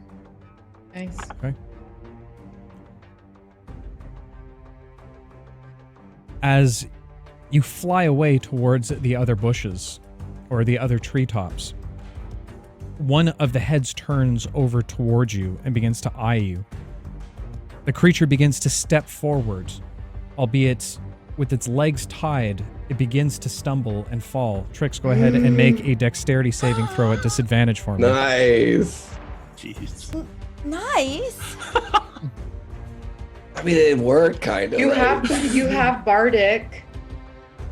Oh yeah, the fall of the Okay, I creature got is it. music to Can your add a ears, I D6. guess. Go ahead and add a d6 to your roll. I got dirty 20 anyway. Dirty 20, okay. That's As a D6. you... Do I have to use it? I don't know. Well, I don't know about Bardic. Yeah, technically you have to use it on your next roll, Oh, but okay. we'll just So say, 26, perfect. As the towering creature begins to fall over, you look up and give a little bit of an oh shit moment before quickly swimming in the direction towards your companions. You dodge just as out of the way as two of the next fall directly in front of, on either side of you. Now I do, when I get over there, as long as they have a line of sight, I'm going to raise them up in the air to show them that, hey, I got some. You see? The creature steadies itself and brings it back up onto its legs. And as it does, it is going to make attack against Trix because she's the only one in range.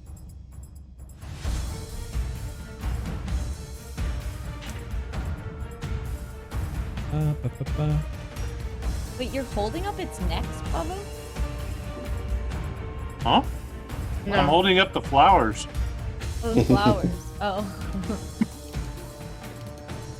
One of the heads comes crashing down on top of you, grasping it in its jaws. You feel the piercing of its teeth on some of your appendages. You take 17 points of piercing damage.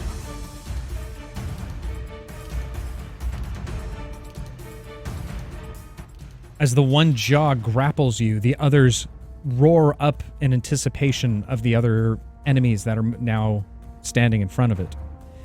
And that is going to end their turn.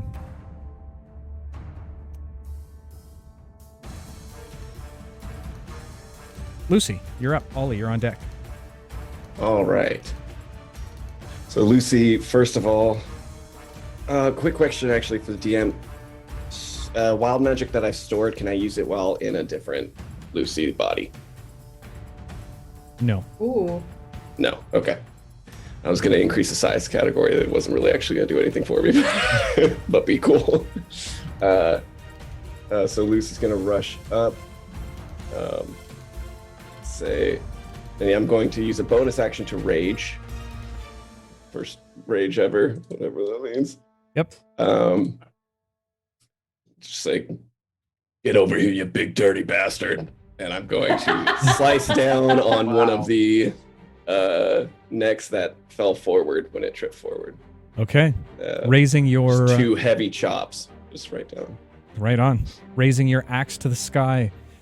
You let loose on top of one of its heads, or one of its necks. Go ahead and make your first attack.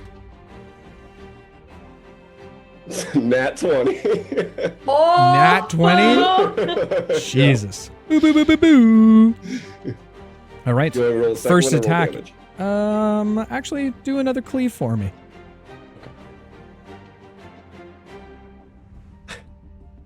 That one's a nat 1. Fair enough. Interesting.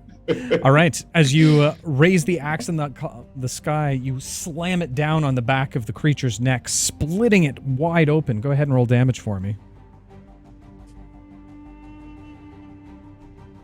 So that would be 14, but because it was a crit times 2, so 28. 28 points of damage. You cut through the neck more than halfway through, about 3/4 of the way through. The head now just barely hanging on as it begins to is almost motionless at this point in time.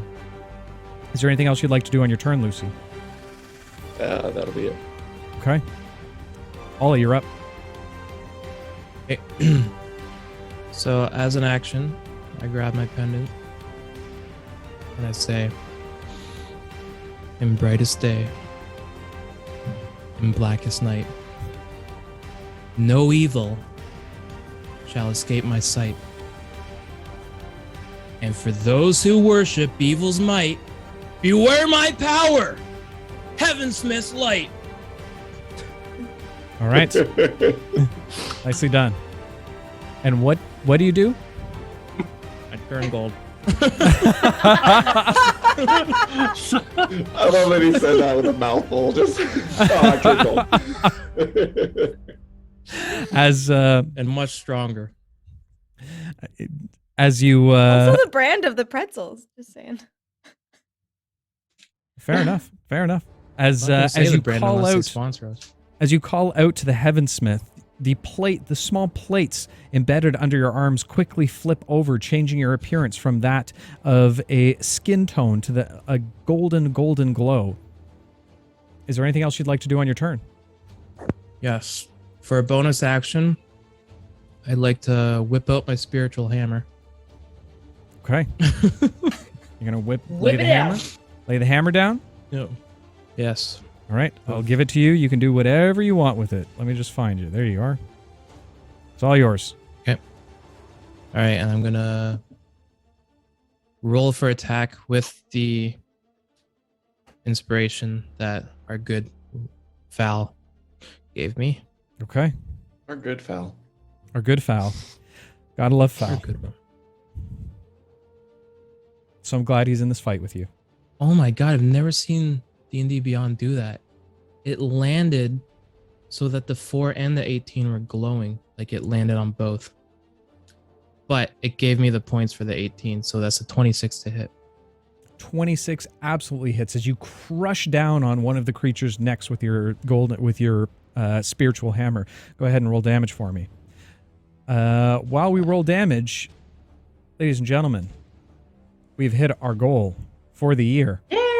Thank you so much to the new followers, and welcome to the Tripper family.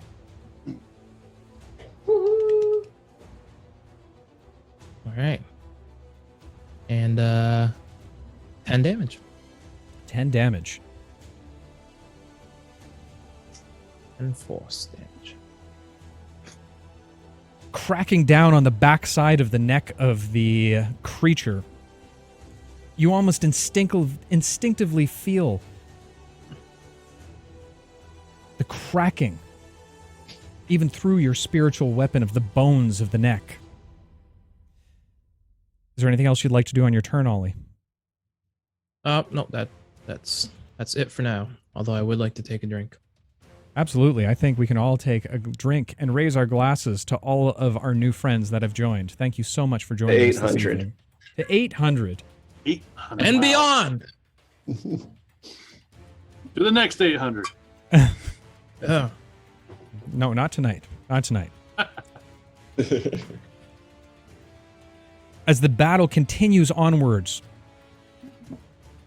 Foul turns as he begins to hear something directly behind him. Guys, I don't think we're alone in this here swamp.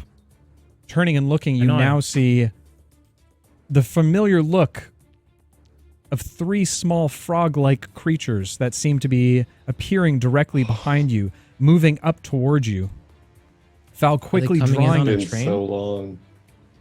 I think they're coming in on a train, guys. I think they are. frog train. Froggy train. Totally. Foul turning and loosing one of his arrows from his bow, hits one of the creatures directly in the chest. You watch as a little bit of spurt of a purplish blood leaks out of it as the creature falls back from the force of the blow of the arrow. Guys, if you've got a plan, now's the time to do it. 2 of the creatures that are still up begin to move towards you all, now closing in on you. Which brings us to, where is my thing? There's my thing. Taking us to the back of the top of the round, Trix, you are up. You, my friend, have also received inspiration. Ooh, okay.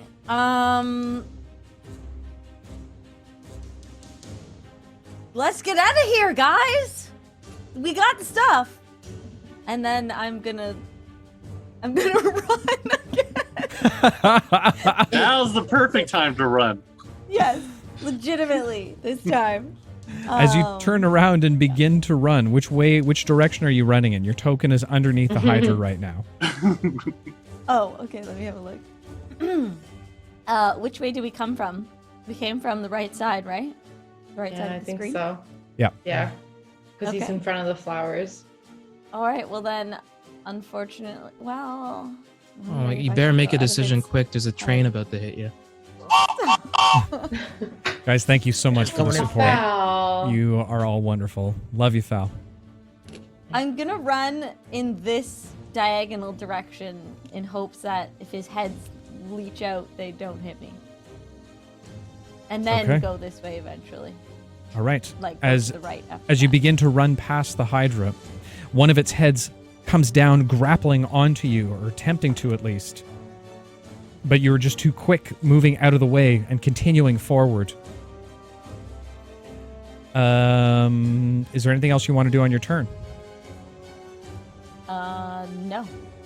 Okay, fair enough. So, quick point to that. Barbarian Lucy has Sentinel. So since he attacked someone, and I'm still within 5 feet, would that provoke the opportunity attack from Sentinel? Or not Sentinel, that would just be the... I don't know if it works the same on an opportunity attack, so I'm going to go ahead and give you the attack anyway. Yeah. Well, yeah, it is Sentinel. When a creature attacks within 5 feet, yeah. Okay. So as it lunges at her, it's going to chop down at that neck specifically. All right, go ahead Ooh. and make an attack roll for me. It's an So 18. badass. This roll has been sponsored by none other than Cross, Rowdy, Foul, and Carnell. This is a huge roll. What did you roll? 18. 18. Pretty good. We were hoping for a nat 20, but that's okay. 18 absolutely hits as you crunch down on the back, continuing to saw through one of the other necks. Go ahead and roll damage for me. That is going to be for 14. 14 points of damage. All right. Anything else you'd like to do on your turn? That was just a reaction, but I'll go ahead and say, look at me, ugly. I love Barbarian Lucy. A raid The came in on all that of the train. creatures' heads begin to turn towards you. Also, Spec, thank you so much. Love you, Allie, for the raid. Oh, hey, And welcome Allie. in to all of the Allie. raiders. Great to have you here. Hello. I'm trying my best not to kill my party tonight. Well, most of us. Most of you, yeah. All right, Eli, you're up. What would you like to do? Eli will yell, "Let's go!" And then I'm going to. I have to summon my dagger back because it's still Yeah, lodged it went somewhere. flying off somewhere. Somewhere in Yeah. the water behind. Yep. I will summon it back with my reaction. I'm going to use my action to attack this little green minion behind, like right by Foul. Okay. That is 7 to hit. I'm gonna add my bardic for an 11 to hit. 11 absolutely hits. As it does, it Yeah. pierces directly into the creature's chest, throwing it backwards into the water as it disappears with your dagger still embedded within its chest. Come on. Cool. Come on. I will. And do the locomotive with me. Level 5. Aw. Thank you so much, guys. I'll use my bonus to summon, and I will use my movement to begin to retreat. So 5, 10. Ooh, no, I'm gonna go here. 5, 10, 15, B-Town. 20, 25. Yeah. The train just arrived at B-Town. Population awesome. Oh my god. B-Town, thank you so much, my friend. That's insane. Thank you very much. You're all grounded, all of you. Yep. 100%. Eli begins taking off in the opposite direction of Trix. It seems the party is scattering and not sure what the hell to do at this point in time. Is there anything else you'd like to do on your turn, Eli? No. Look at them all impatiently. All right, fair enough. Pavo, you're up now in the opposite direction. What would you That's like to alright. do, my friend?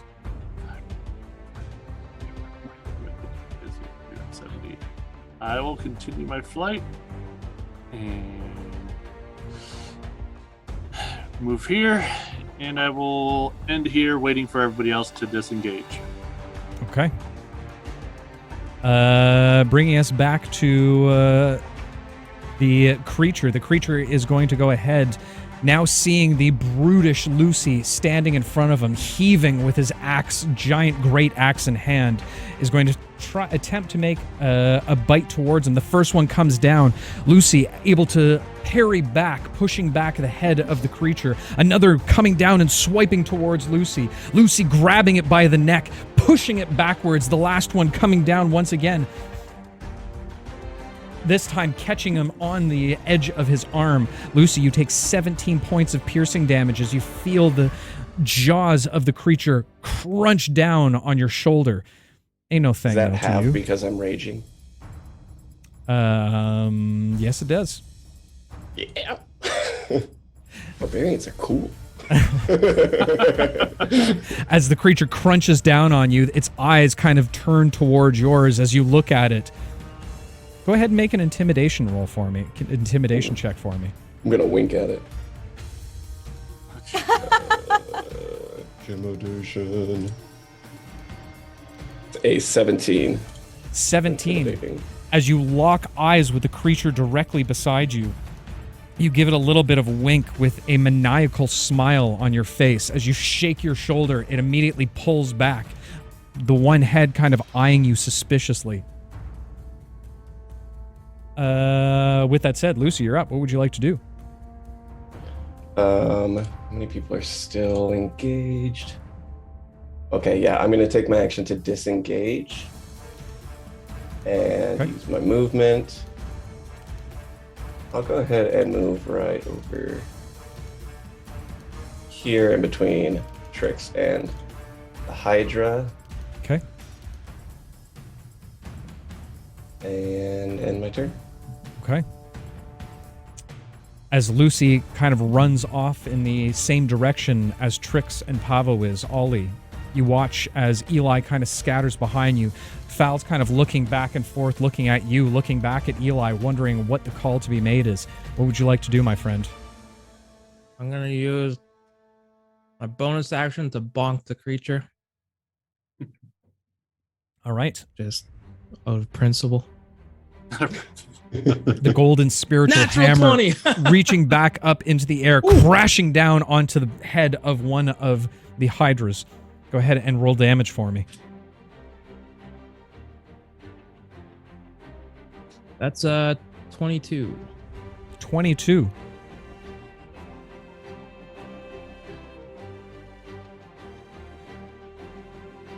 As you crash down, you feel the crack of the skull of the creature underneath your hammer.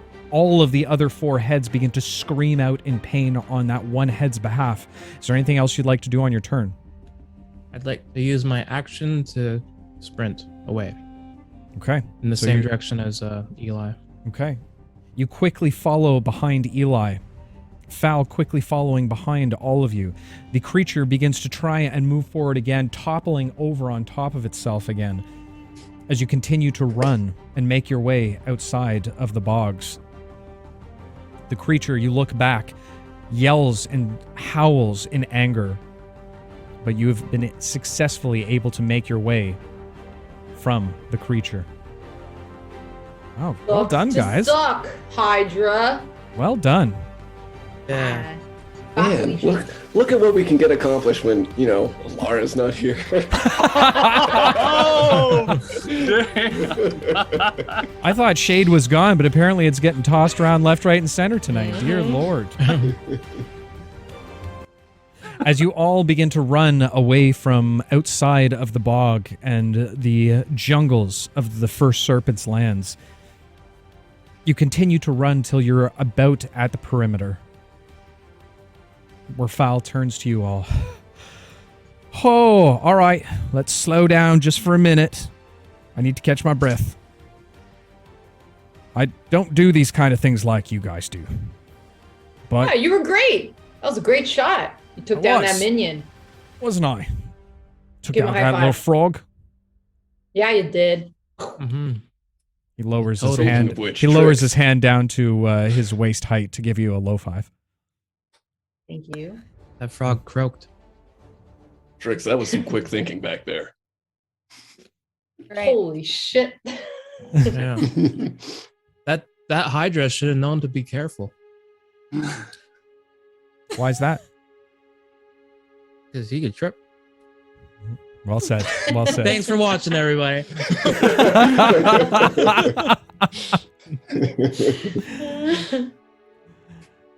Now clear of the battle. Nice loincloth, Lucy. Thanks, I appreciate it. Val, you should meet us back at the monastery. I think we have some souvenirs for you. Fal, kind of not knowing what to say, leans over to Eli. How is it possible that he's become more attractive in the last roughly 10 minutes? Yeah, Sal, I don't know. mean- Eli will like look at his own arms and just look sad. His skin glistens, all wet like. God, I know, Fal. I know he's gorgeous. Okay. Yeah, he is. You And that two, beard. you two done? Should Yeah, get Lucy. back. That's Okay. not actually Lucy. It's someone he summoned. It's No, he became a I'm Barbie still boy, me. but he summoned him from his Barbie world. I don't know who's Barbie. I don't know, but it's fantastic.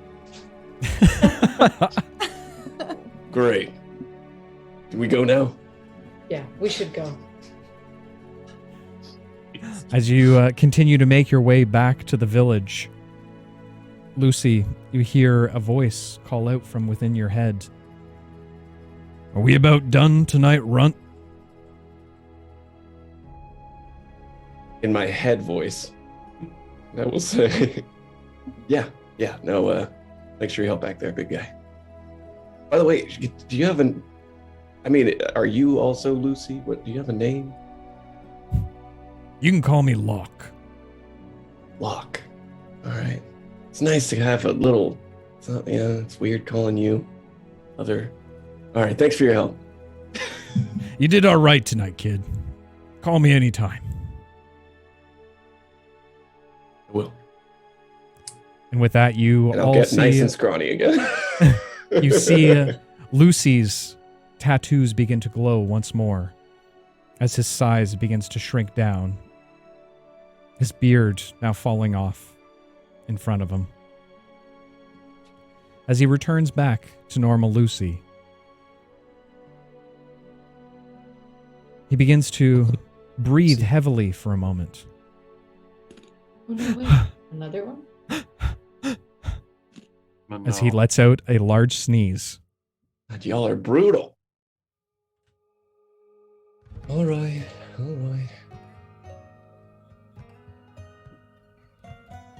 77.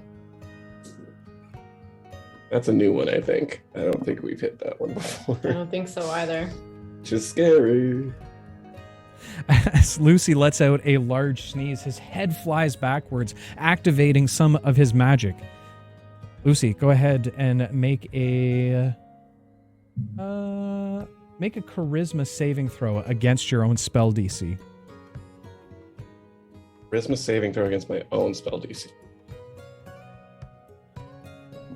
Well, that's a nat one. As So there's Lucy's that. As Lucy lets out a sneeze, you watch the spittle kind of fly out as his head flies back.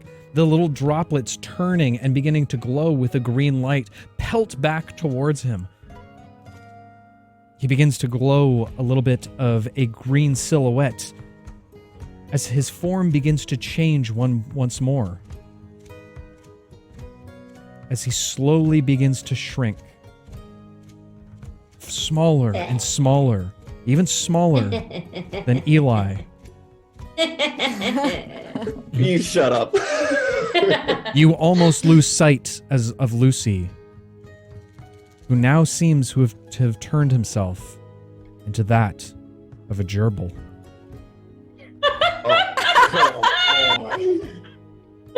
I go pick him up right away.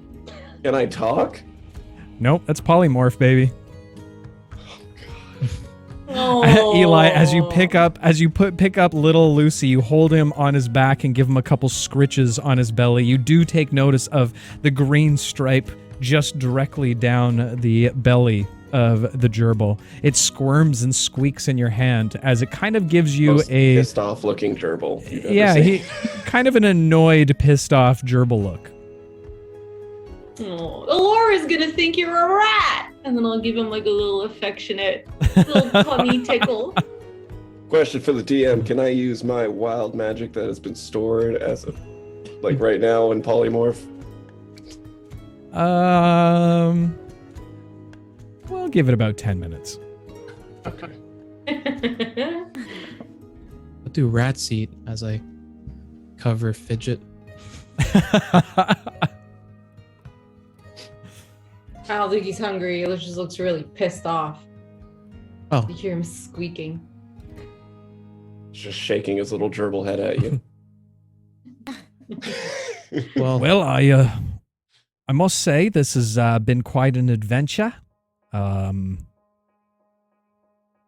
I'm Has not indeed. sure if Gerbil Lucy has the stuff he was talking about. A little bit of reward for me he was speaking about. Well, this doesn't usually last for that long, and he did say to meet us back at the monastery. I don't think he can talk right now. Lucy? Oh, listen. Yeah. I mean, you're welcome to come with us. It's a great place Yeah. to rest after that battle we just had.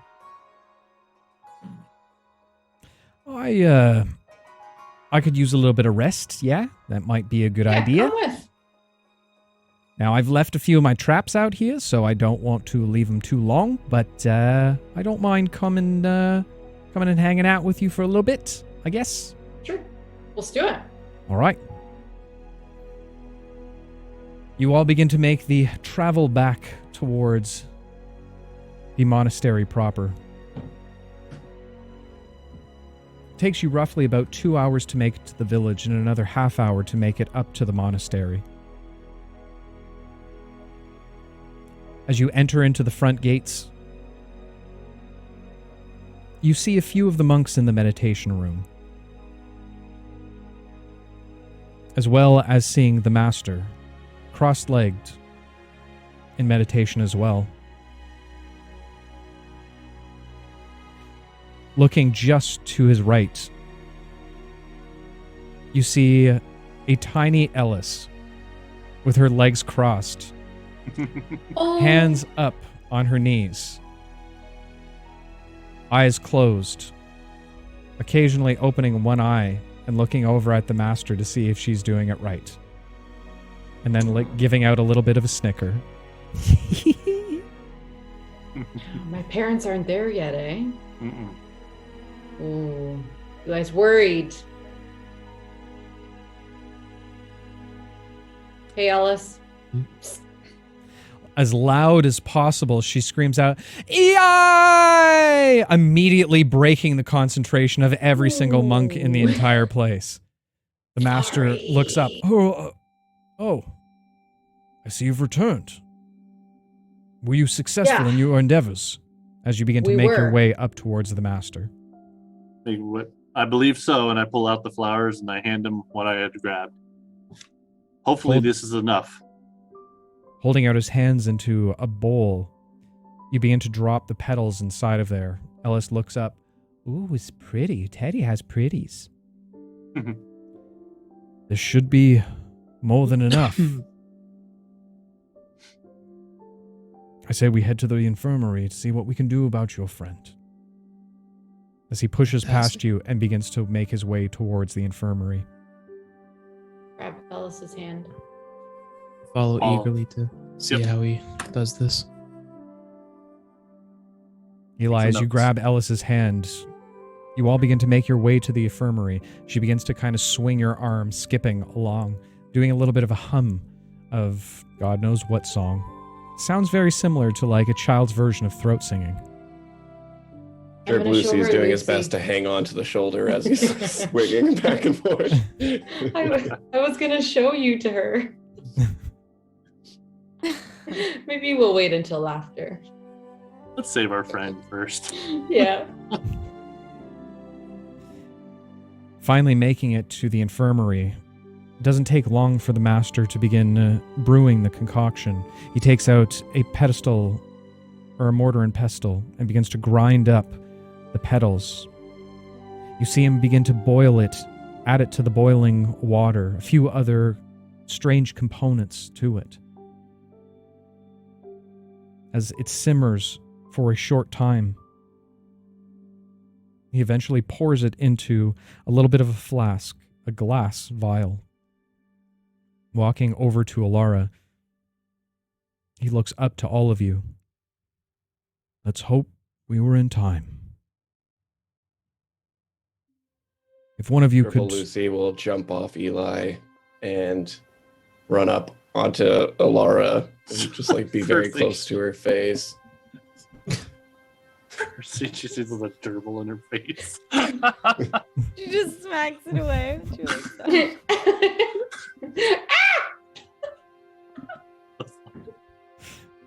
And Gerbil Lucy dies. The master, now seeing this gerbil jump up onto Elara's chest as it looks up towards it, the master looks down and kind of shakes his head. Strange. I didn't know we had gerbils in the monastery. He lifts her head by the neck as he begins to pour the concoction down her throat, closing her mouth, forcing her to swallow. Élara. Sounds like an aggressive cure.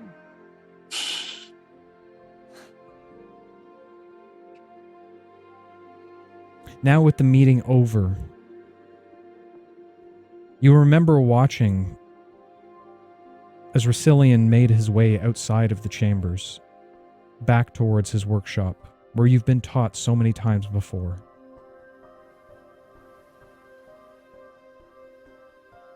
As the Arcadias make their way out, they call towards Alcor as he goes and joins them, as he says goodbye to you for the evening.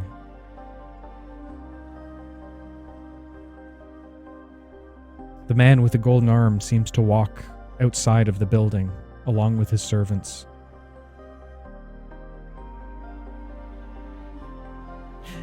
You give Rosillian some time before you head to the workshop. Following your younger self, you make your way to the study room. Both you and the younger Élara find yourselves looking in to a very distraught Rosillian, sitting on his familiar chair with his hands in his face. Younger Élara knocks on the door. As he raises his head, my favorite pupil.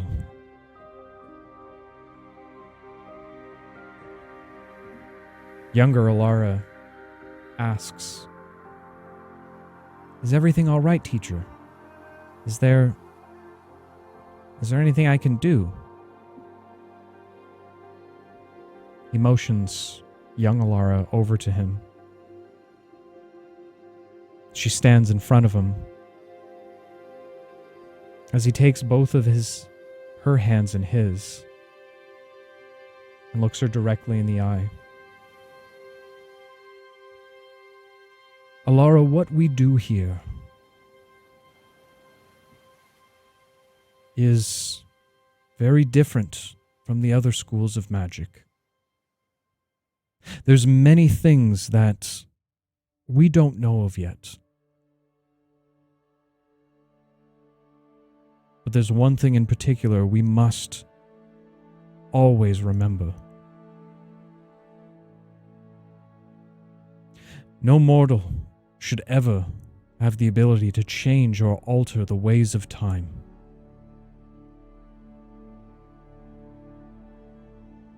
It can be seducing, even just the mere thought.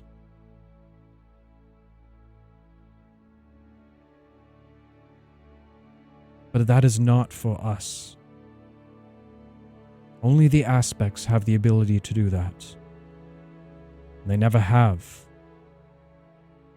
These are the teachings we must follow.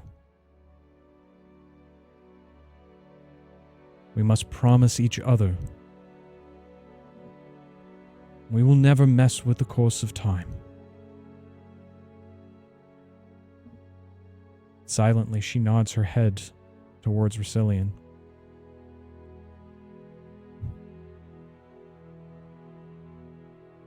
You have always been a good pupil, Élara. I can't wait to see what you become one day.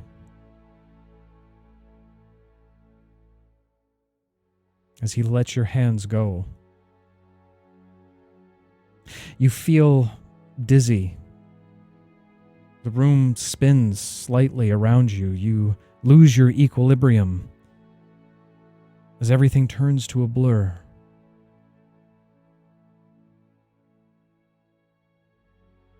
Your eyes go black for a moment as you feel them instinctively close, before opening them again. You find yourself again within the infirmary, staring up at all your friends who seem to be extremely worried about you, all but Shade and Lucy, albeit there seems to be a strange rodent sitting on your chest, with a green streak just down his plump belly.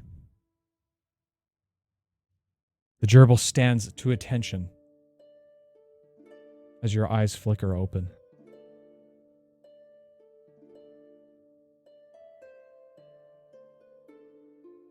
What? Hi, everybody. Except Hi, Élara. Shaden is. It's Lucy. It's Lucy. Lucy. Lucy. It's Lucy. Yeah. Yeah. It's one of his sneezes. You know how he. Oh. Yeah. Yeah. Okay. Don't worry, he didn't sneeze on you. She'll pet him. No, hi, Lucy. What happened? I remember being stabbed and Yeah. Ollie, did you heal me? I tried, but to no avail. It was actually this guy. This guy. This guy. Yeah. Oh yeah, that guy. Master Solidus. Solidus. Yeah. I kept wanting to say someone else's name, but solid. Yeah. Solid fellow over here. Oh, Oh, thank it's you. a pleasure to have been able to help all of you. I'm just glad that we were able to do it in time. It will take you a bit of time to recover fully, Élara. Roughly, by my estimates, to get you back to your usual self, I would say about 2 weeks. Ooh. Oh. Okay. Okay. Well, that sucks. But thanks for healing me. And it's so nice that you're all here, everybody. Well, except for Shade. Shade. Yeah. Where's Shade? Honestly, Yeah. He disappeared. We didn't really. I mean, you were in danger, so we didn't have time to look for him, and we have no idea where he could be. Him and Raynor have decided to take off, and we have no leads of where they have been. It's weird. Suddenly, a poof of green smoke appears directly on top of Élara. Oh God! Won't open Suddenly- the jar. Lucy, seemingly the polymorph ending after you're traveling back, reappears, sitting on top of Élara. God, oh God, oh God, oh God. Jumps back off. Hi, That- Lucy. That was awkward. Okay. Yeah, especially with everyone watching. How are you feeling, Élara? I feel okay. I think we'll see. I had some weird. I remembered a lot of weird things. I think that, I remember your father, Ollie, is kind of working with Russillian. At least, like, when I knew Russillian. before all this started. And Élara will just recount it. I didn't know you met my father. I didn't really. I was just spying. You know, Alcor and I got up to some mischievous stuff back then. And yeah, so Alcor's parents were there too. Yeah,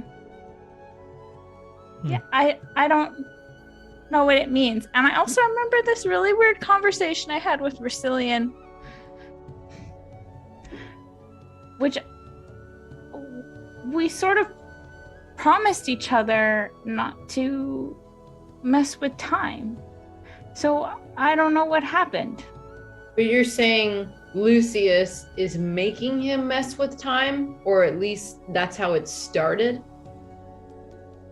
I think so. That's what it seems like. That's weird. Are you sure? Why would my father want time to be messed with? As a last resort. Yeah, basically okay, so Élara counts everything. Yeah. So if we fail, I'm assuming they meant us I don't even know if they thought me at the time, but Alcor was having visions and they knew about you, Ollie. So I think they were just, as a last resort, if we failed getting these weapons, they wanted Racilian to go back in time and get them and bring them to the council there. Then I wonder why Racilian's trying to reset time anyway, because as far as things are going, we're pretty successful in getting the weapons. And if he just gave us the weapons that he had, then, I mean, we'd be completely successful. Well, I think because in his studies, he found the silence, right?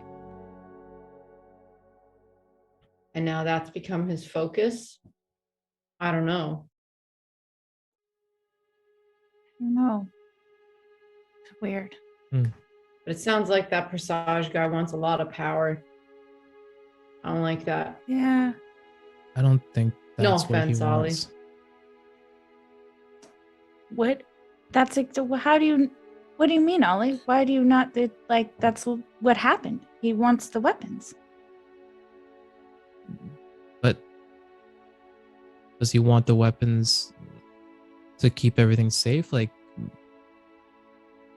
I don't know what his motives are. I think that's what he said. But you got this dude with a crazy powerful arm. Now he wants to control time. I don't know. I don't like it. Stinks. But you said it was a last resort, so I don't think he wants to control time. And I think knowing that we've been successful, and if we could just talk to him, I think we would find out that he wouldn't want to reset time. There's no reason to. He said that thing about they could control all the land, and with Racilian by his side, they could also control time, which means from their perspective, they would never have to worry about anything again. But So that tells me they want to weaponize everything and make it into a more powerful weapon to protect themselves against other. Or he might be just manipulating Racilian. I don't know anymore. It feels like everyone's manipulating everyone. I don't know anymore. Just glad you're okay. And Lucy will hug Élara. Thanks, Lucy. Is it a long hug? Yeah, we're just like Awkward sitting in there here. staring. It's a very long, very awkward hug for everyone involved. I'm gonna look around and I'm gonna like nudge everybody to leave the room, catching the vibe. Can I do a perception check? It's not that long of a hug. It's a long hug, but not that long of a hug. Where it's Okay, like okay. in a full minute. All right. 15-minute hug. Okay. Hug. Well, he'll like kind of like push himself off, kind of realizing how long he was hugging Élara. That was nice. You should get some rest, and Come to think of it, Eli, shouldn't your parents have been here by now? Yeah. Oh, I'm starting to yes. get I want to really give them a worried. call. Eli, Oh. I forgot to mention your parents have arrived. They are in the dormitory now. They just needed some rest. Fantastic. I leave immediately. And I Eli, bring Ellis turn- with me. We Eli. have some questions for him. Laura, do you feel okay to walk? Yeah. Okay. She'll stand up without even. I don't know if she can or not. Alara's a bit If she looks woozy. like she's having trouble, Lucy will put her arm around his shoulder and help her walk over there. As you all make your way to the dormitories, resting in 2 beds, you find Doris and Bruno. Both sound asleep. Oh, shit. Okay. Eli will just kind of peek in and not wanting to disturb them. He'll like shut the door and then look at everyone and be like, they're sleeping. They've had a hell of a go, so I might just let them rest up. Ellis So- looks up at you with a scrunched face, pushing you out of the way and opening up the door before running into her parents' bed. Ooh. Mommy, Daddy! Mommy, Daddy! Oh, Eli, Ellis, it's good to see you too, little one. As Yes. Ellis kind of buries herself into your mother's nape. I'll just kind of wave awkwardly from the door. Sorry. I didn't know you'd be asleep. It's all right, kiddo. Come on in. I'll go in and I'll open the door. I brought my friends. Hello. Hi. Hey, everyone. Good to see you, I guess. Thanks for You made it Of course it safely. is. thanks for looking after Ellis. We really appreciate it. Oh, there's no pleasure. trouble. She's a little Yeah. doll. No trouble at all. She was meditating today. Mhm. She was She's meditating. an alligator. She'll make a fine monk. Did Ollie say alligator? I kick him. Sorry, was it a crocodile? I kick him.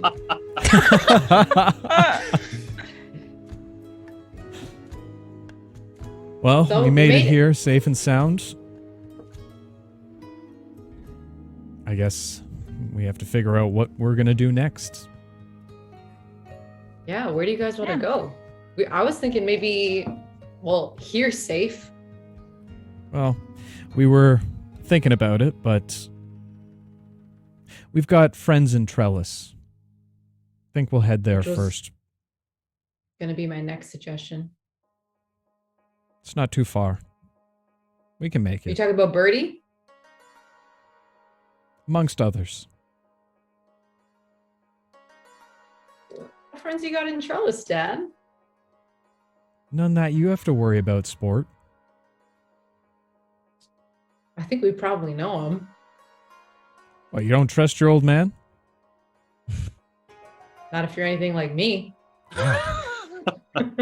Speaking of trust, You've got pretty paranoid over the years, kid. Yeah. you have no idea. Yeah. Eli has a lot of trust issues. I've been trying to work with him a lot on that, about opening his heart, especially to Okay. his friends. Okay. All right. Hey, I think I've done pretty well. you should listen to her. They've gotten you this far. No way you could have done it on I your know. own.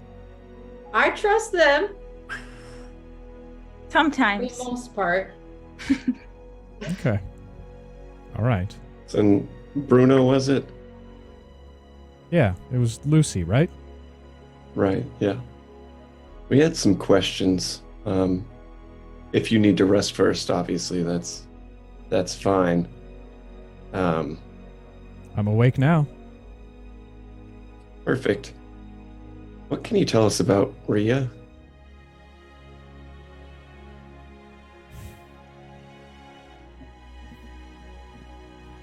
Spending, God, 10 years with someone?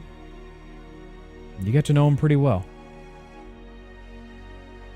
do you make of her? If I'm going to be honest, Please. when we first met Rhea,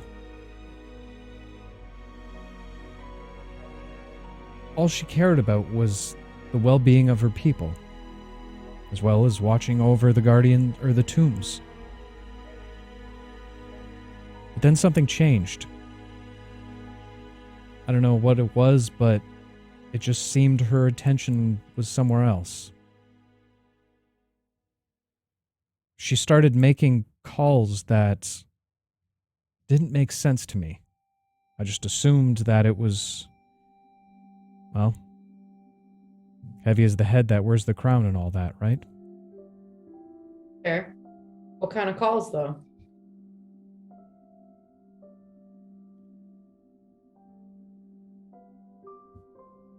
She started making mention about bringing the champion's weapons home. She To the talked place about, where they're from? well, the city. Okay. But she did start talking a lot more about her past, where they were from.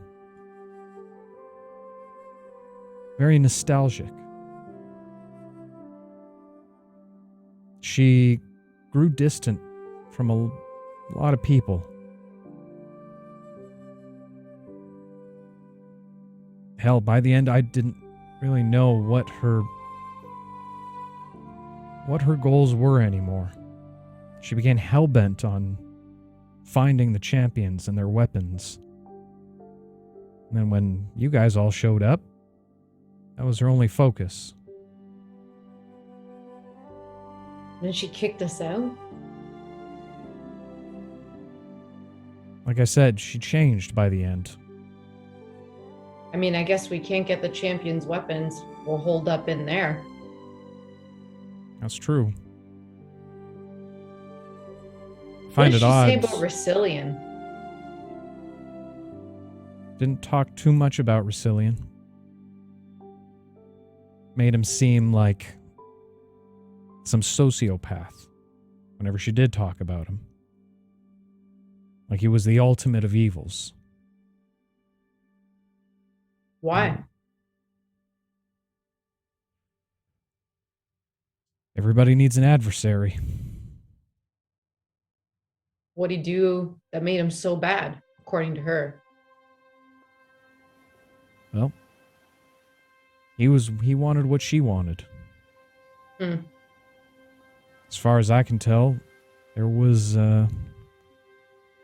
some bad blood there to begin with, but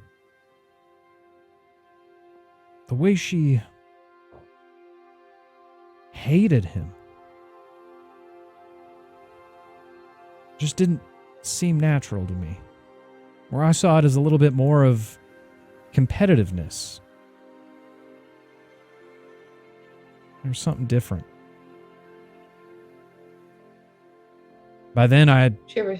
already decided to Okay. myself that she had changed enough. She wasn't the same person that I knew before. We were thinking about leaving anyway before you showed up anyway. Just had to get past the beastie. I have a question. And Élara will go and like sit down right in front of him. Remember back in the Golden City, when you were talking about Eli and you said to Rhea that that wasn't the deal? What did you mean by that? Just a slip of the tongue, I guess. Inside check. Yeah. Go ahead and make God, an Eli, insight I'm check. so sorry. –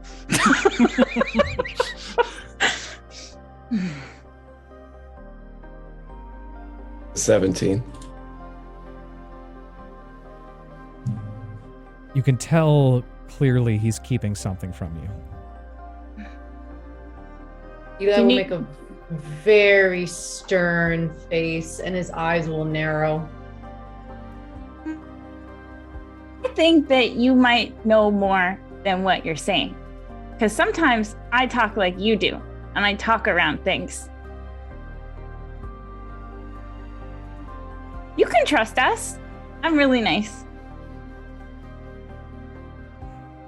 Not to be rude to anybody here, but I feel like this is a conversation between my son and I, not the group. Fair enough. But any other questions I'll look that to you the rest have, of the group. I'd be happy to answer. We can deal with those later. You should talk to your son. I want to know Yeah. if she ever said anything about Octavo Presage or Galia. She was around for all that too. Yeah. She brought him up a few times.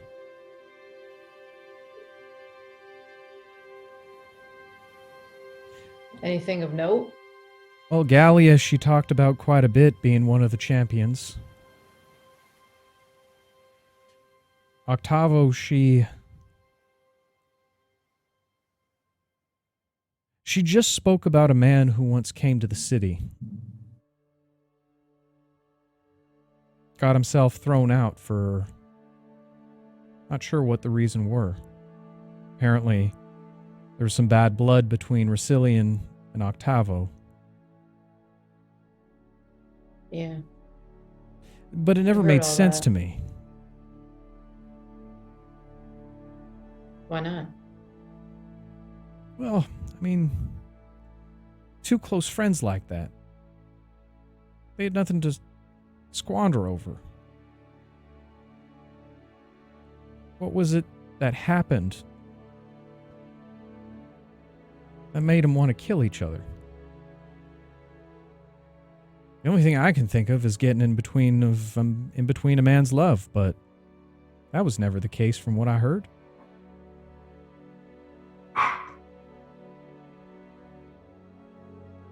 I think they were fighting over what Racilian discovered. Sorry.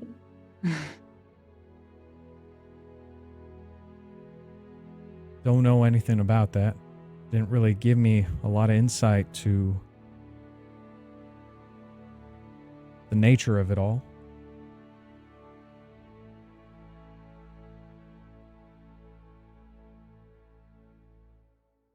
This whole knot just keeps getting more and more twisted. Yeah. Eli, why did you come to Qatar?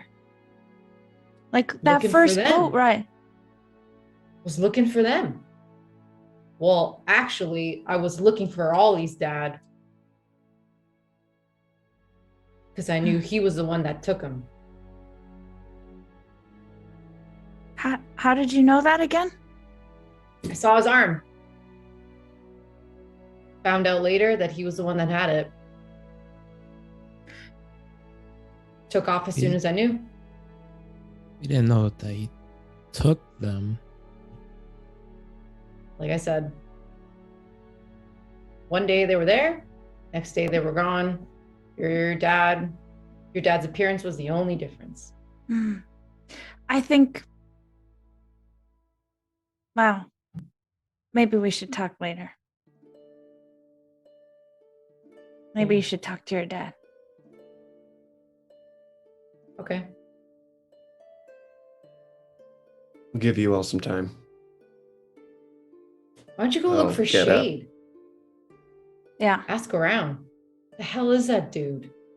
Well, I Weirdo. have something that can help. Oh, Laura, I can message scry him. him. Yeah, I can scry him. I learned a new spell. Oh yeah, I can locate creature. While I was And we can do unconscious, all that I just happened to outside, learn a new and spell. I leave them out. No, whatever, when we leveled up. But yeah. Yeah. Yeah, let's go. Well, we'll go outside. I'll follow Lucy. As you all leave the room, leaving the family alone on the beds.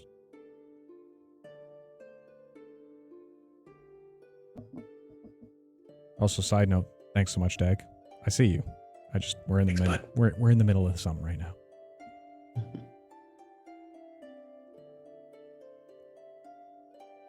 Eli, we knew of your coming long before you stepped foot here.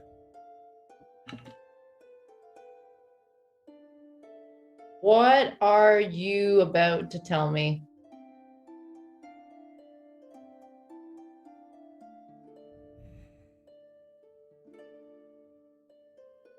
Do you remember being on the island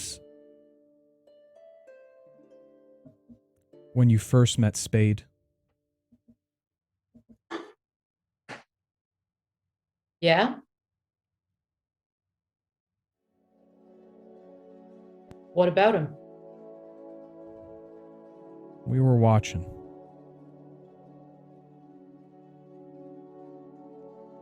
As you saw in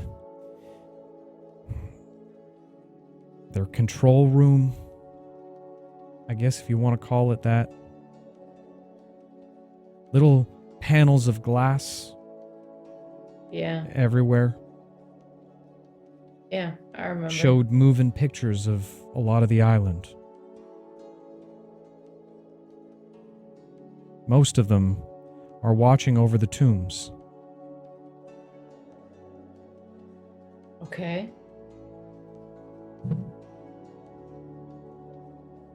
Spade was one of the champions of death. Yeah, and Vashante was the other. These are her daggers. I'll summon them. Don't. Just put them away. What the hell's going on?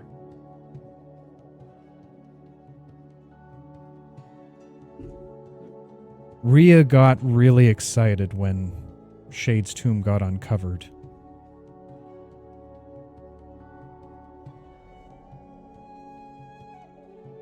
Because She didn't tell me all the specifics, but there's something about the champion of death and their role to play with Thule.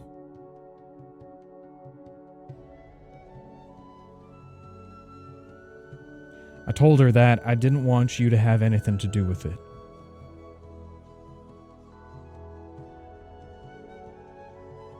I think it's a little late for that.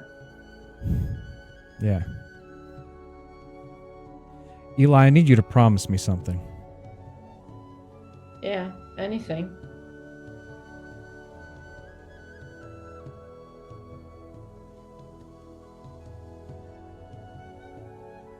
If it ever comes to it, and God, hope that it doesn't. If you ever find yourself on the way to Thule's tomb, walk away.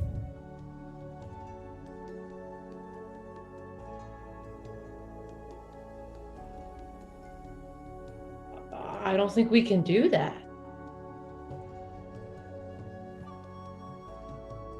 Not even for me. Not even for us. Dad, you are the world. If I don't go, we're all goners anyway. Well, can't you just give the daggers to someone else? No, they're part of me. I can't be tethered from them. They are me. Don't worry about it. Whatever it is, I can handle it. You know me. Just be careful then. Of course. And get out if you have to. None of it, not even the world, is worth your life. Well, I don't know about that. Hey, Yeah. Sorry, Dad. Yeah. promise me. If you have to, you walk away. Promise you if I can. I will.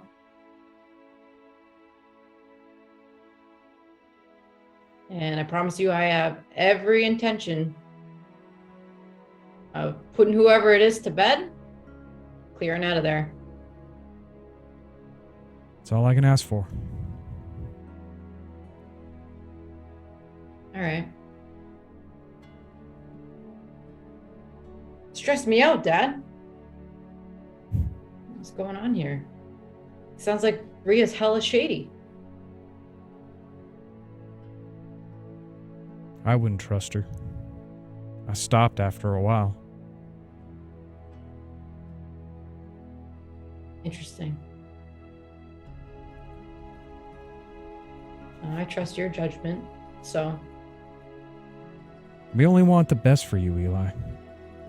We love you very know. much. I love you too, Dad. Really glad to have you guys back. And I'll clap him on the shoulder and look at my mom, who I think is there.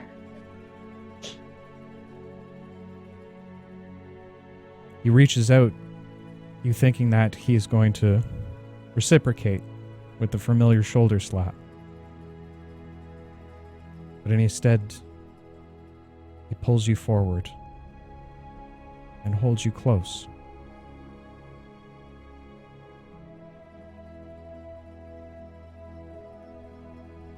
I'll hug him back and I'll be like, Dad, take it easy. Just shut So up, serious. Eli. Just shut up for a minute. All right.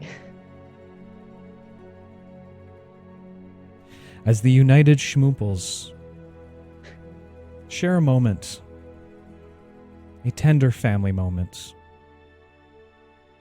on the little cot inside of a monastery at the top of a mountain.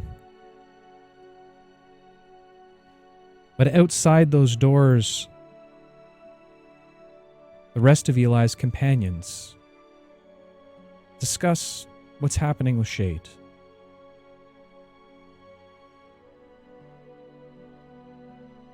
Right, Élara. Give it a go. Okay. Let's find where our drunkard of a friend is. Well, I guess I could just cast sending first, or I could just try scrying him. Why don't I just go right to scrying? I think that would be best. He's not exactly the best communicator. Yeah. What would scrying do?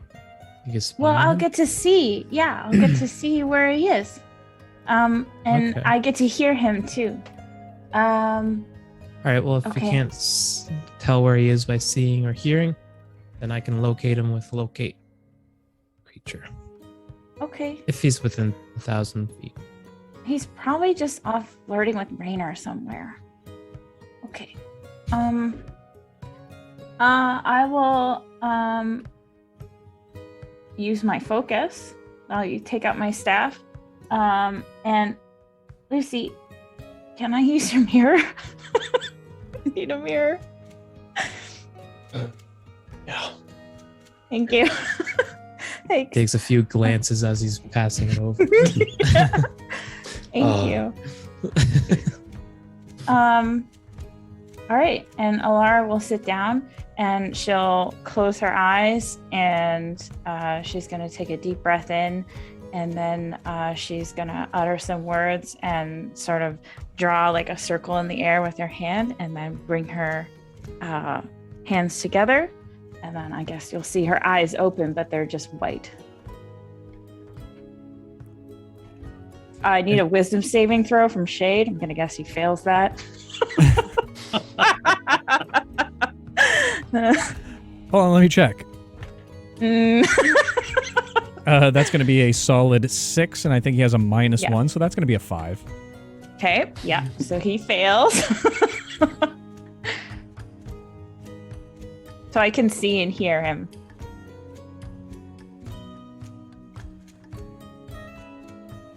As your consciousness seems to rise up into the skies, passing through the rooftops of the monastery. Further and further, higher and higher it goes until it's amongst the clouds. You see them drift lazily along the sky.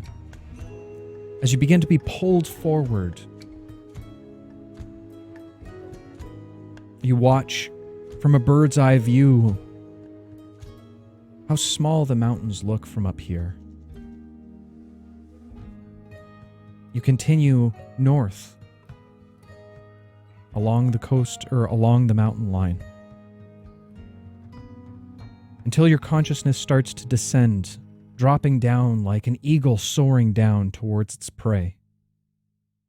It stops, roughly 50 feet from the ground.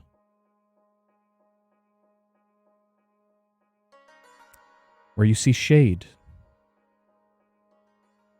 heavily bound with chains, a metal collar around his neck.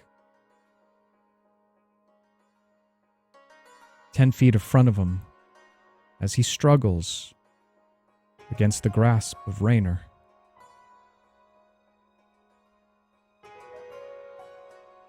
All right, now calm down back there. It's not going to be a very lovely trip if you're just going to continue on making a fuss back there. We got a short time and a long trip up to Hansor. Now, I'm sorry I had to do this to you, friend, but you brought it on yourself. You can't go around murdering people from the Presage family and thinking you can get away with it.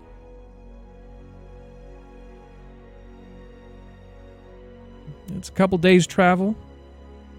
If you want to stay silent, that's fine, but I don't mind offering you some whiskey. It's just business, friend. As your view pans over to Shade's face, teeth clenched in anger.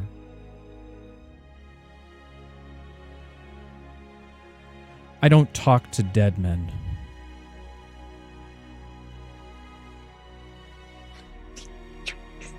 I got a notch on my arm with your name on it, Raynor. As soon as you let me out of here.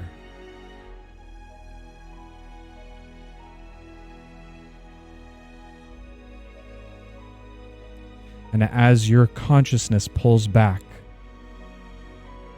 up into the clouds, moving back south,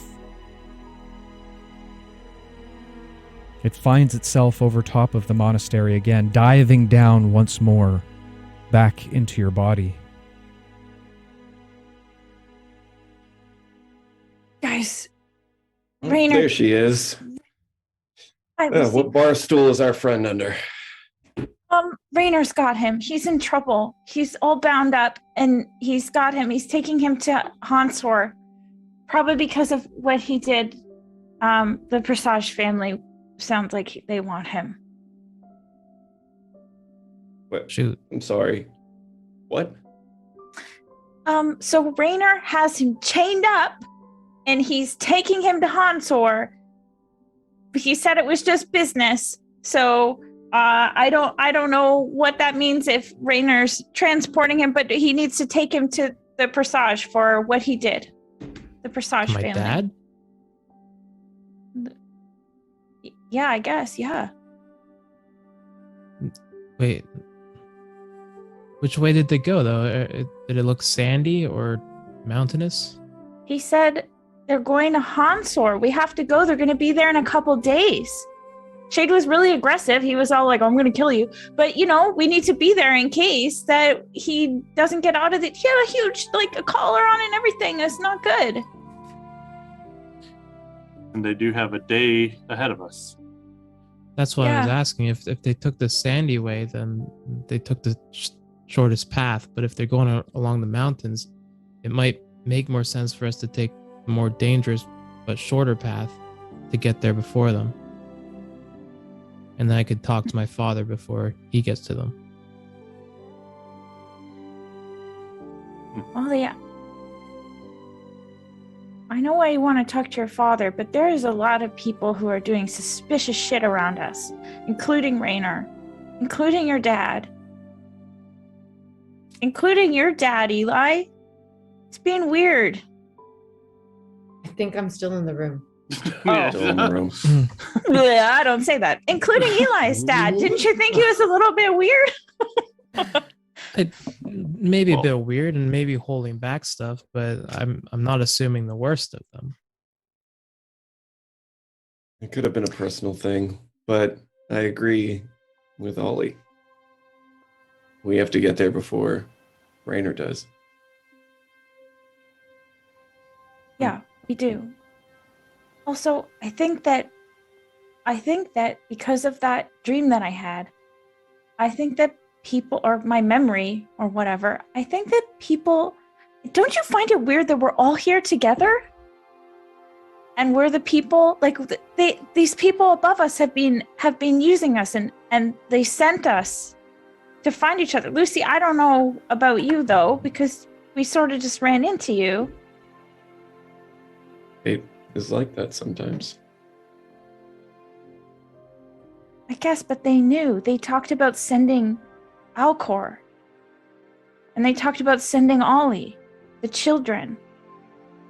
I don't know. It's just another thing that I'm thinking about. I agree. There's more at play here than maybe I first realized. And I'll look at Élara when he says that. I mean, maybe my father wanted me to go, but he was very hesitant until I actually told him that I had the vision from Gibble. And only then he allowed me to go.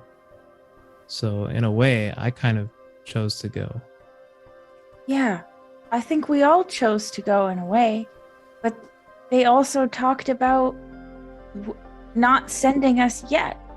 Like, I was really young when Alcor started having these visions.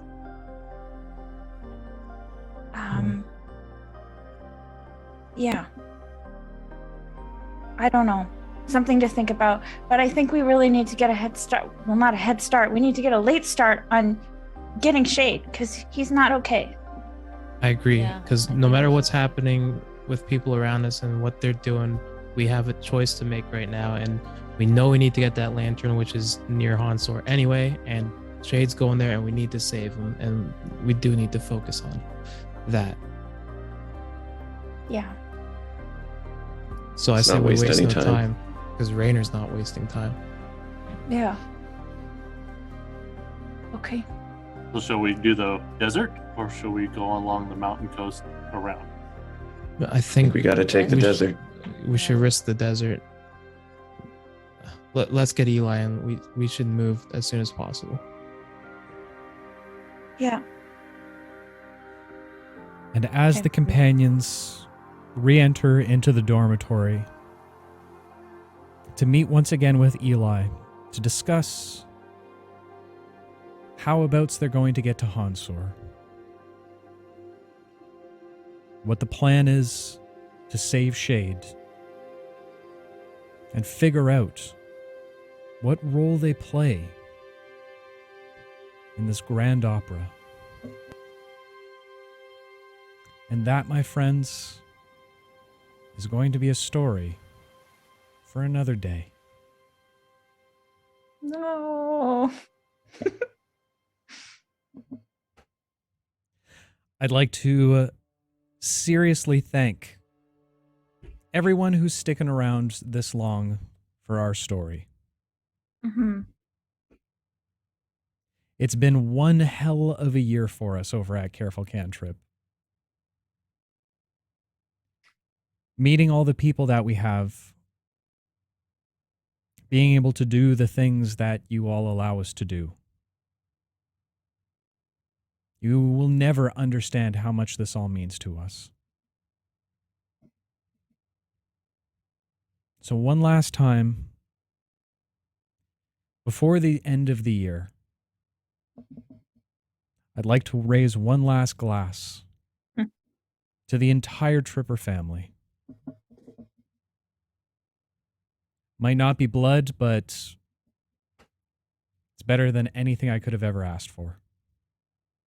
Cheers to you guys. Yeah. Cheers. Cheers.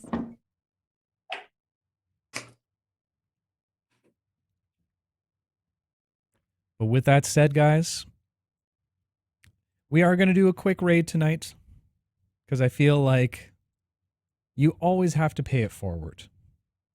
Yeah. Thanks to all the raiders today, too. Yeah. Appreciate Yeah. y'all. That was awesome. Absolutely. Absolutely. We'll go check out our friends over at Perception Studios. Love what they do over there. We're going to start it in just a moment. Make sure to follow them as soon as you get there. And hashtag CC Love Raid. Because we have nothing to do with hate raids around here. And before I leave this chair for one last time for the year, it's my absolute honor and privilege to beg all of you one word of caution. Whether attempting to find some rare flowers in a strange boggy land to save your companions, or fighting off 8 wild reindeer on your rooftops as a fat man in a red suit tries to infiltrate your home through a chimney. I beg of you, one word of caution. Be careful out there. You can trip. Guys, we'll see you in a couple weeks. We love you all very much. And for one last time, take care.